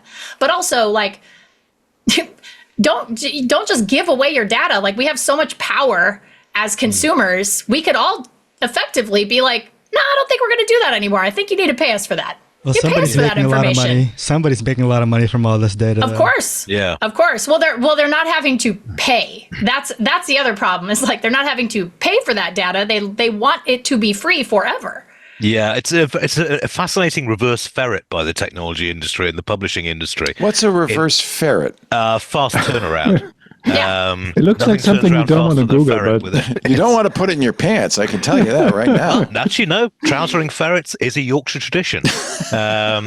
You seal off the bottom of the trousers. You put a ferret into your trousers, and the winner is the one who keeps it in there longest. I'm not kidding. Look it up. This is actually still. Do they call it? This is my favorite fact I've learned today. Favorite thing I've learned today. 100%. Ferret trousering is actually the name of it. Yeah. TIL. It's a long-standing tradition going back to when people drank a lot more. But you have to be a little inebriated to put a ferret I heard down they your used to do pants. it at Circus in the 90s, but Yes, I think you might have seen that in Vegas the last time you were there. It was up at the Midway. It was a Midway act. So there was the acrobats, and then there was Ferret the trousering ferret guy. trousering. Yeah. But yes, Before the internet, the media right? companies, and do you remember back to LimeWire? When those sort of things first came out, data theft is a crime. You wouldn't steal a car, that sort of thing. But now, oh no, it's fine. Really, Steal it from us. It's fine. If they're using it, stealing it from us, they're like, oh no, this is how it should be, but not the other way around. Can't do that. Wait a minute, I just got it. A reverse ferret is a tariff. Really? Yeah. I used it that way, but and I've just actually looked it up. I'm wrong. It isn't ferret trousering; it's ferret legging. There was a Wikipedia page on it. I'll put it. I think it's more kind of more descriptive to call it ferret trousering. Legging could be a variety of things. Well, see, trousering puts it in a very specific geographic location. We know where. Yes, and exactly. I think I think you maybe have a better turn of phrase here, Ian. Ferret legging. What is that? I think you've ferret tighting? Usurped the leg. Yeah, no, I don't posing. want that. Trousering. Let's put it in the 10 out of trousers. 10. That's where. Yeah, I've just put it in the Discord. But yes, it was. Don't it was ferrets popular have amongst rather coal miners. sharp teeth? Oh yes, sharp, pointy teeth and very scratchy claws. And they're also cranky, especially when you put them down your pants. I was going to say, if you put anything down your trousers, chances are it's going to get cranky. Okay, just asking for a friend. Let's As a take a media break. training specialist, I'll take the fifth there. Thank you. You know the story. Okay, we're going to take a break. We have the final stories, which are equally amusing. We're gonna finish it off with dessert coming up as we continue This Week in Tech with Ashley Esquetha, Janko Reckers. I almost called you Ranko Jetkers. Janko Reckers. Reverse ferreting me here. I reversed ferretry here. And Thompson, Ian. Good to have all three of you. Welcome. Our show today brought to you by my favorite password manager, the one you should use, Bitwarden. I love it. I'll say right off the bat, I'll say the reason I chose Bitwarden is because it's open source. And in my opinion, you should never use anything that relies on encryption unless you know that the encryption has no backdoors, that it is done properly. Open source is the only way to go, which is why Bitwarden, in my opinion, is the trusted leader in passwords, but also, by the way, passkeys and secrets management. When I say secrets, I keep my SSH keys in Bitwarden. It generates them. It will serve them up. It's a great way to keep them because there's no way I can accidentally upload it to GitHub by accident, publish it. Those private keys are really, really private. That's Bitwarden's promise. Bitwarden is consistently ranked #1 in user satisfaction by G2 and software reviews. More than 10 million users across 180 countries, over 50,000 businesses. And the thing about being open source I also like is it means they can innovate. They can innovate fast. For instance, and they're geeks. They just launched the Bitwarden MCP server. Okay, I'll explain why you need this. It's available right now on the GitHub, as the rest of the Bitwarden source code is. MCP, of course, is that technology that allows your AI to do agentic AI to communicate with other AIs and other workflows. Bitwarden's MCP server enables secure integration between AI agents and your credential workflow. Because you don't want your AI agent to go out with your passwords and say, hey, log me in. That would be a mistake, right? Expanded documentation and distribution are coming, but right now it's on GitHub. It's a secure, standardized way for AI agents to communicate with Bitwarden. Of course, users will benefit because you get a local first architecture, which is very important for security. That Bitwarden MCP server is running on your local machine. It keeps all client interactions within the local environment, which minimizes your exposure to external threats. It integrates very nicely with the Bitwarden command line interface. That's another reason I love Bitwarden. I love the command line. You don't have to use it, of course. Bitwarden is very elegant, works beautifully on Mac and Windows and Linux with every browser. Users, by the way, can also, with Bitwarden, opt for self-hosted deployments, which means you get greater control over system configuration and data residency. This MCP server is a perfect example of why open source is so important. MCP is an open protocol for AI assistance that comes out of Anthropic. MCP servers let AI systems interact with commonly used applications. things like your content repository, like GitHub, like your business platforms, your developer environments. They provide a consistent open interface. And so now Bitwarden saw this it's not even an opportunity, this necessity, this need to protect your credentials while you're using agentic AI. The Bitwarden MCP server represents a foundational step towards secure agentic AI adoption. It's one of many ways Bitwarden looks out for its customers. Infotech Research Group's Streamline Security and Protect Your Organization report just came out, highlights how enterprises in the Forbes Global 2000 are turning to Bitwarden to secure identity and access at scale. The report emphasizes growing security complexity with globally distributed teams, fragmented infrastructure, credentials dispersed across teams, contractors, and devices.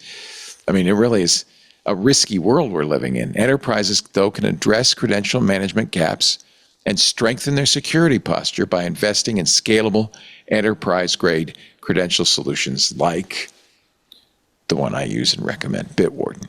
And by the way, if you're ready to move your business to Bitwarden, the setup is absolutely easy. It supports importing from most password management solutions. You'll be done in minutes. When I moved a few years ago, it was a snap. Steve Gibson did the same thing, and we were up and running in no time. You will be too. Very important, the Bitwarden open source code, regularly audited by third-party experts. You can look at it yourself on GitHub. Bitwarden meets SOC 2 Type 2, GDPR, HIPAA, is ISO 27001-2002 certified. This is the way to go. Get started today with Bitwarden's free trial of a Teams or enterprise plan for your business. And as I always tell people, if you're an individual, Bitwarden is free forever. Unlimited devices, unlimited passwords, unlimited passkeys, even support for hardware keys. Bitwarden.com/twit. This is the solution. And if you have friends, I know you use a password manager because you're smart, but if you have friends who are not, family members who are not, they are really putting themselves at risk. Tell them about Bitwarden. It's free for individuals. Bitwarden.com/twit. It's a public service, really. Bitwarden.com/twit. We thank them so much for their support of This Week in Tech. All right, I have to tell this story. This is hysterical. You may have seen, remember the Louvre burglary where the guys went up in the thing and everything, and you may have seen the famous photo, which everybody fell in love with, of the French detectives. Let me see if I can find this picture. The French detectives lined up, actually the police lined up in front of their cars, and then somebody who looked like Hercule Poirot in a fedora and a vest. Do you remember this picture? Yeah. Although it should be pointed out that Poirot was Belgian, not French. All right. Let's not. But this famous picture, which I loved so much, I clipped it. I just thought it was so cool.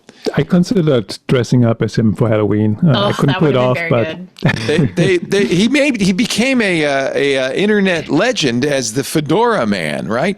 And I just assumed, he must be the guy in charge of the investigation. No, he's a 15-year-old who, in fact, that's his mother in the red scarf behind him. Oh my God! He just happened to be there. He was photographed that Sunday. The picture went viral. He's a local teenage fan of Sherlock Holmes and Hercule Poirot. And he dresses like that every day. He loves to dress like that. He said, we were going to the Louvre with our family. I didn't know there was a heist. I just was there. He asked about the closure. And an AP photographer taking a picture of the security cordon happened to capture him in the frame. He borrowed the vest from his grandfather. The whole thing, he says, I like to be chic. I go to school like this.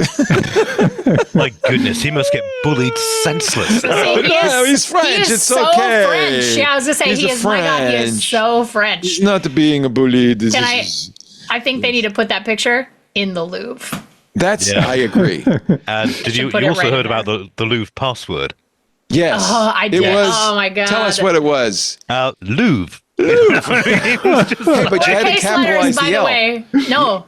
No, I think it was all lowercase, wasn't it? Oh, I mean, rats. Even worse. It's kind of like, well, I mean, okay, nobody is out of the loop on this. The U.S. military safety code for nuclear weapons used to be 8 zeros. That's but I true. mean, even so, if you're the Louvre and you've got all these priceless antiques, and nobody actually thought to say, you know what, why don't we use a password manager and do this properly? They should have used Bitwarden. Anyway, ladies and gentlemen, meet Pedro. What's his name? Pedro Elias Garzon Delvaux. If he didn't dress like that with that name, I'd be disappointed. He is very dapper, and he is now internet famous in a very good way. I think that's also what's so great about this story. Like we talk today about all these terrible things going on in the world, terrible things going on online, and every now and then this stuff still goes viral and everybody gets excited about it. I love it. And you kind of remember how good the internet used to be at some point, or at least the site that we all loved about the internet. And it's still kind of there. It still kind of exists. And every now and then it pops up in its head. We get those great pop culture moments where everybody comes together and has like a little party on social media, and it's really good still. It's still really good, but man, I wish there were more of them. I do.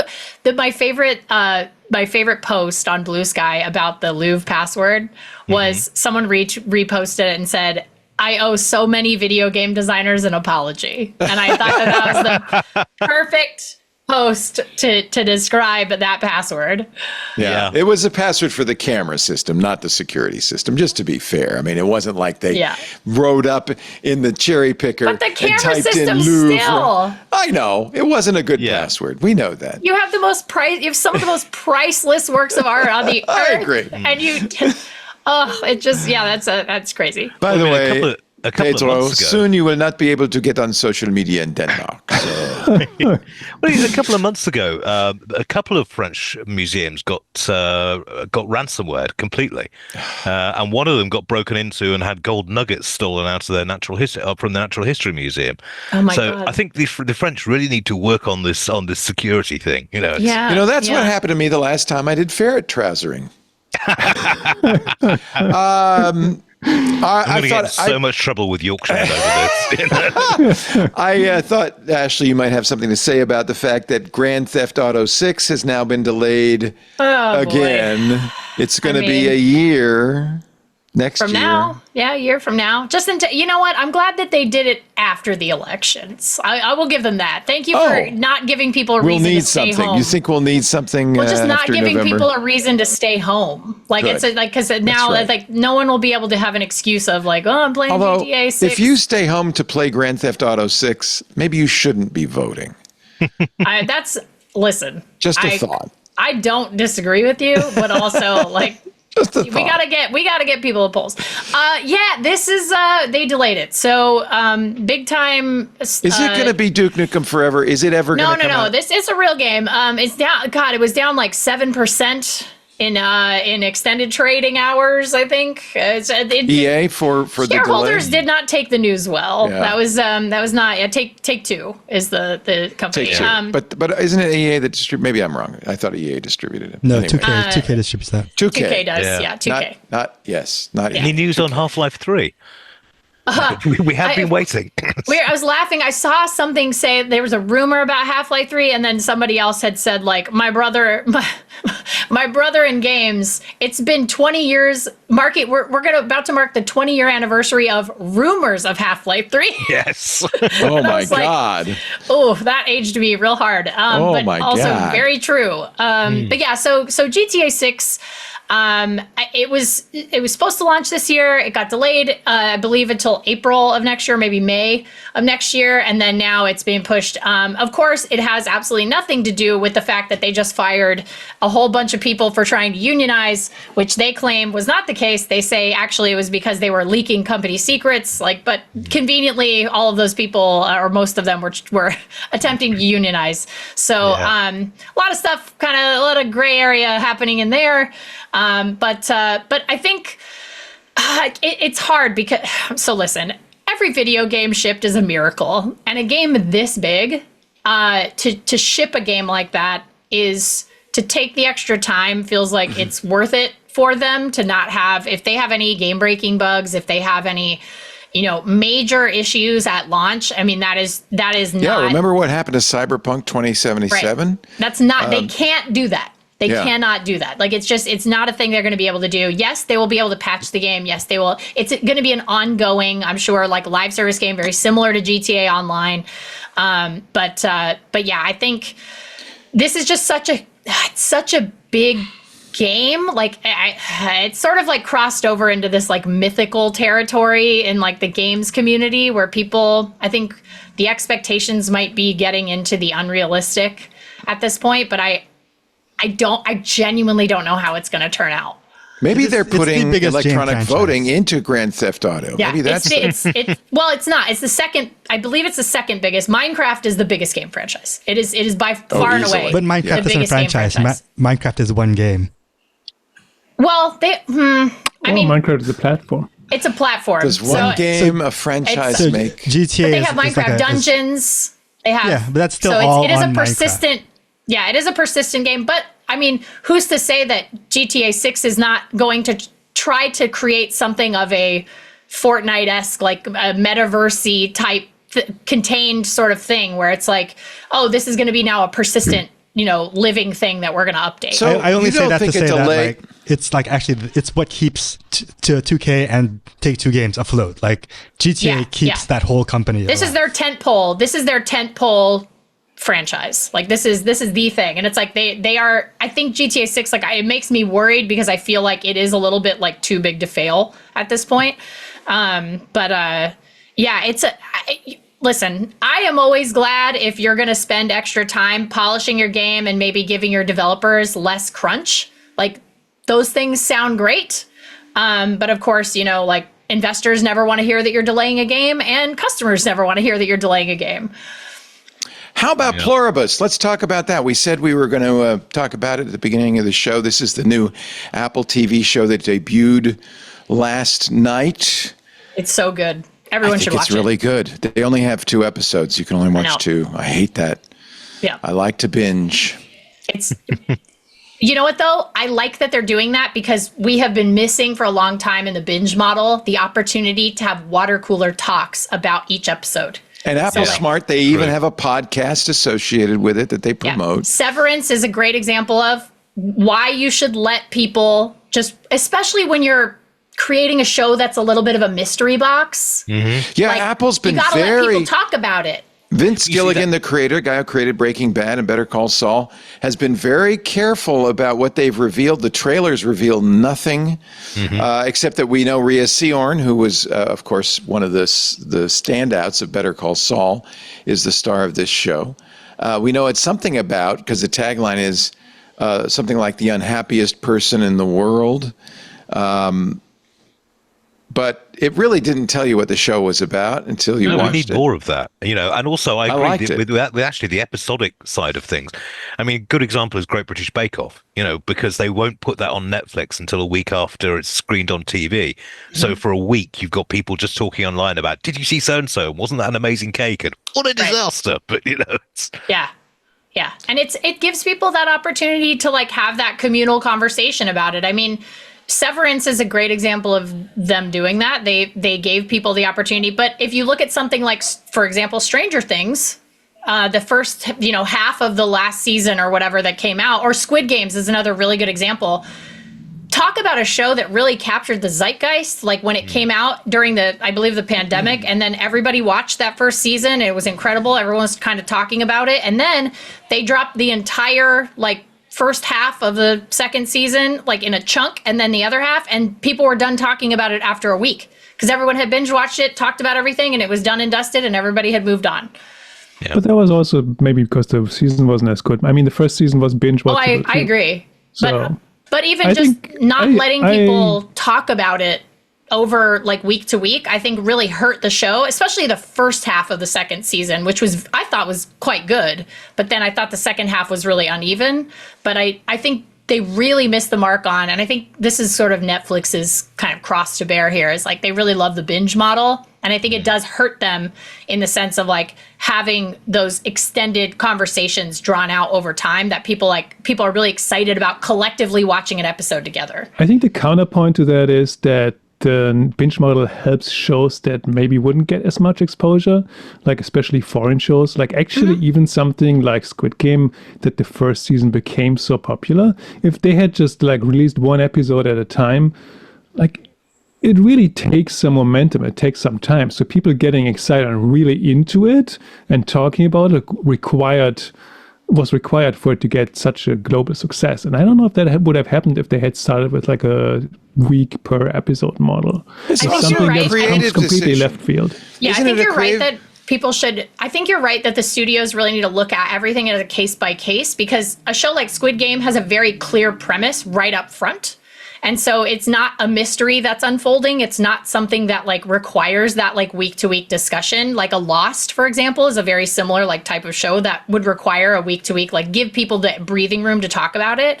But I think that you're right. I think there is space for both of those. Like I do think that like it doesn't have to be just one or the other, but I do think that shows like this in particular really benefit from the weekly release drop. I also think it has to do with the show. Like it's a creative decision, and I think the person who created the show should get to choose. Frankly, I don't think it should be chosen by marketing executives. I think the guy. It's just like in the day when musicians said we're going to make an album, and you got to buy the whole album. You're going to play it all the way through because it's a conceptual thing. I think this is what the creative should get to decide. Anyway, Vince Gilligan. I don't know if he had anything to do with it. Being, week by week, but it is. Apple's given it 2 years. And so far, I think the reviews are pretty positive. It could be Apple's biggest hit yet. And it's an interesting premise as well. I like the sound of it. I love the premise. Yeah, the log line is great. And do you think, now you haven't seen it, right, Ian? And you haven't seen it, Yanko? Nope. But Ashley's seen it and I've seen it. My wife insists it's going to turn bad. It's not, the show is not going to be bad, but it's going to, something really, it's like these aliens, there's something afoot. Yeah. Well, so the log line of the show is the most miserable person on earth must save the world from happiness. Right. And yes, and I think that you should never bet against Vince Gilligan. Yes. He is really good. He is really I almost said, someone in the chat said, it's going to break bad. And I almost said that. It is going to break bad. That's exactly what she's saying. Yep. It's going to break bad. It's going to make a left turn somewhere. Last story. I often end this show with obituaries, but very rarely an obituary like this. After 200 years, the Farmer's Almanac is shutting down for good. Press F to pay respects. We used to get the old Farmer's Almanac. The tradition was you'd get the old Farmer's Almanac, and then when the new year came, and then use the old one in the outhouse for toilet paper. But no, that was not my tradition. But we used to get the old Farmer's Almanac. It would tell you the weather for the whole year ahead of time. 200 years. 100 years, man. That's wild. And yet Reader's Digest is still going. Lighthouse Digest is still going. Well, that'll be because that's distribution model is very good for Lighthouse Digest. So I have a feeling. We've seen a lot of print magazines go. This has been a bad decade for print, but this is one that is going to be kind of sad, I think, to lose. I've got to say the sheer audacity of saying this is what the weather is going to be for the next year is just mind-boggling. But it's got all those. Little inspiration. I don't think red sky at night, shepherd's delight, red sky in the morning, shepherd's house is burning, that sort of thing. I never What's heard going to happen? that one. When they remake Back to the Future, he's going to go to the future and they're going to be like, sorry, we don't print the sports almanac anymore. Wow. Sorry about that. Wow. 207 years, a fond farewell to the old 207. Farmer's Almanac. I mean, hey, listen, if you have a business and it lasts for 207 years, I know. I feel like you could call that a win. I know. I think feel when like you we could call that a celebrate win. our 207th anniversary, we might be willing to call it That's quits. what I'm saying. Like listen, if Rowdy Skeleton makes it to 207 years in business, I feel like I could accept that as a win. What does Rowdy Skeleton do? I love the name. What is Rowdy Skeleton? Well, inside of every person is a skeleton fighting to get out all the time, Leo, and I don't know if you know that. That's so true. The skeletons always win, by the way. But just like inside my pants, there's a ferret trying to get out. Never heard of Ferret, that always trying to before. escape. Always trying to escape. But Rowdy Skeleton, we are a media we do a lot of media training. So we do media training for tech and video games in particular, because we helped build modern media. It's me and Ross Miller, formerly one of the founding editors of The Verge.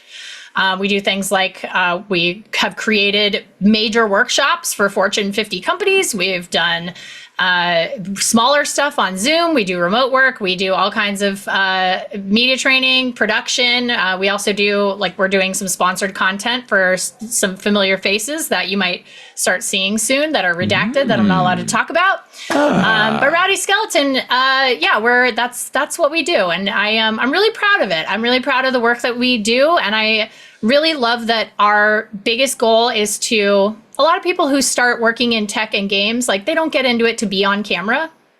And a lot of times they are called to be on camera because of the shift to video. And so the things like, developer directs or state of play or, things like that, you're seeing project leads that are not necessarily comfortable being placed in front of a camera to talk about their video game, or a founder for their startup. Like, they're not used to that. I see that and I feel for them because I know how hard and I feel for them. It's hard. It's really hard. And it is a skill. And so we like to tell everybody that we train that you do not have to be an introvert, or you don't have to be an extrovert to be good at it. And if you're an introvert, you can be good at this. And you can still be authentic. You don't have to pretend to have a big personality. There's a thing called presence that can draw people in, even if you are not big personality wise, like if you're not loud or you gesticulate a lot. And so we do a lot of media training, and it's really nice for me to be able to, like, help people have confidence speaking in front of the camera. And also, I want them to be successful. I want the things they work on to be successful. And if I can help them deliver that message in a compelling way that feels authentic to them and to their audience, then, like, I'm happy to help. I have a retraction to make already. Oh my gosh. Apparently, the Farmer's Almanac, which is 207 years old, is not the same thing as the old Farmer's Almanac, which goes back to even farther. I had no idea. So the old Farmer's Almanac, I want to be very clear, is still around. Oh, the old Farmer's Almanac straight up took them out. It's 234 years old, and it's still going. Apparently, after all this time, they finally put the Farmer's Almanac out of business. Can you imagine if you're the person running the old Farmer's Almanac? It's like, this is the greatest day of your life. Yeah, finally. We And got it was the old Farmer's Almanac that I used to get, the one with the yellow cover. They're still around, so I apologize. Wow. You're still going to get that. You're still going to get that in the mail to use as toilet paper, Leo. You're doing all right. Thank goodness the outhouse is not going to go without. Good news for ferrets everywhere. Their website that says we're still going strong. 234 years, we're still going strong. Okay, wow. I love it. I had no idea. Yanko Reckers, lowpass.cc. I think you're doing well. Yes. Yeah, I'm doing all right. Got this new syndication deal with The Verge going, which is a lot of fun. I think that's great. That's good news. But if you want to read all of it, go to lowpass.cc and subscribe. 17,000 AR, VR, and streaming executives and enthusiasts subscribe, including myself. And now you're doing. It's just syndicating it, which is cool. I love it. Well, congratulations. That's great. Thank you. Yanko Reckers. He's on the Mastodon at JANK0. I say that because we don't have a slash across our zero in the lower thirds. Just to be clear. Thank you for being here, Yanko. We appreciate it. Thanks for having me. And Ian Thompson, who is now available, freelancer. It's great to see you. Thank you so much for... Always a pleasure. Always a good chuckle as well. We love having you on. Elements of British culture to America. Yes, now, everyone go out and grab yourself a ferret. And now that you, I hope, have a little more free time, maybe we'll see a little bit more of you on the shows. I'd like to do that. I'll be around. Thank you. Thanks to all of you for joining us. A special thanks to our Club Twit members who make everything we do here possible. Your support covers 25% of our operating expenses. We would not be able to do what we do without you. And we do a lot. We, of course, give you ad-free versions of all the shows, access to the fabulous Club Twit Discord, which I like to call the Disco. We also have a lot of shows specifically for club members, like yesterday or Saturday, I guess it was Friday's AI user group. Photo Time's coming up in a week with Chris Marquardt. It'll be this Friday. And we're going back to our corn maze in our Dungeons and Dragons adventure, The Horror in the Cornfield, November 17th. There's also Home Theater Geeks, Stacy's Book Club, and a whole lot more. Micah's Crafting Corner. So many reasons to be in the club. I hope you will consider supporting what we do by going to twit.tv/clubtwit. By the way, there's a coupon there right now for the holidays if you want to give it to yourself or others as a gift. 10% off the yearly membership. There's 2-week free trials. There's family and corporate plans as well. Find out more at twit.tv/clubtwit. We thank all of our club members for making this show possible. 20 years we've been doing this. Thanks to the club members, maybe another 204 more. We also stream the show live, not only in the club for the club members in our Discord, but also on YouTube, Twitch, X.com, Facebook, LinkedIn, and Kick. So you can watch us live there every Sunday afternoon from 2 to 5 p.m. Pacific. That's 5 to 8 p.m. Eastern Time, 2200 UTC. After the fact, you can download audio or video of the shows from our website, twit.tv. There's a YouTube channel dedicated to This Week in Tech. That's where the video lives. Great way to share clips. Best thing to do is subscribe in your favorite podcast player. And Apple just announced they're going to do automatic chapters in Apple Podcasts, something we've never done because it's so much work. So, maybe that's the way to subscribe if you like the idea of chapters in This Week in Tech. But either way, subscribe, listen, and we'll see you here next week. Thanks for joining us. And as I've said for 20 years, another twit is in the can. This is Bye-bye. amazing.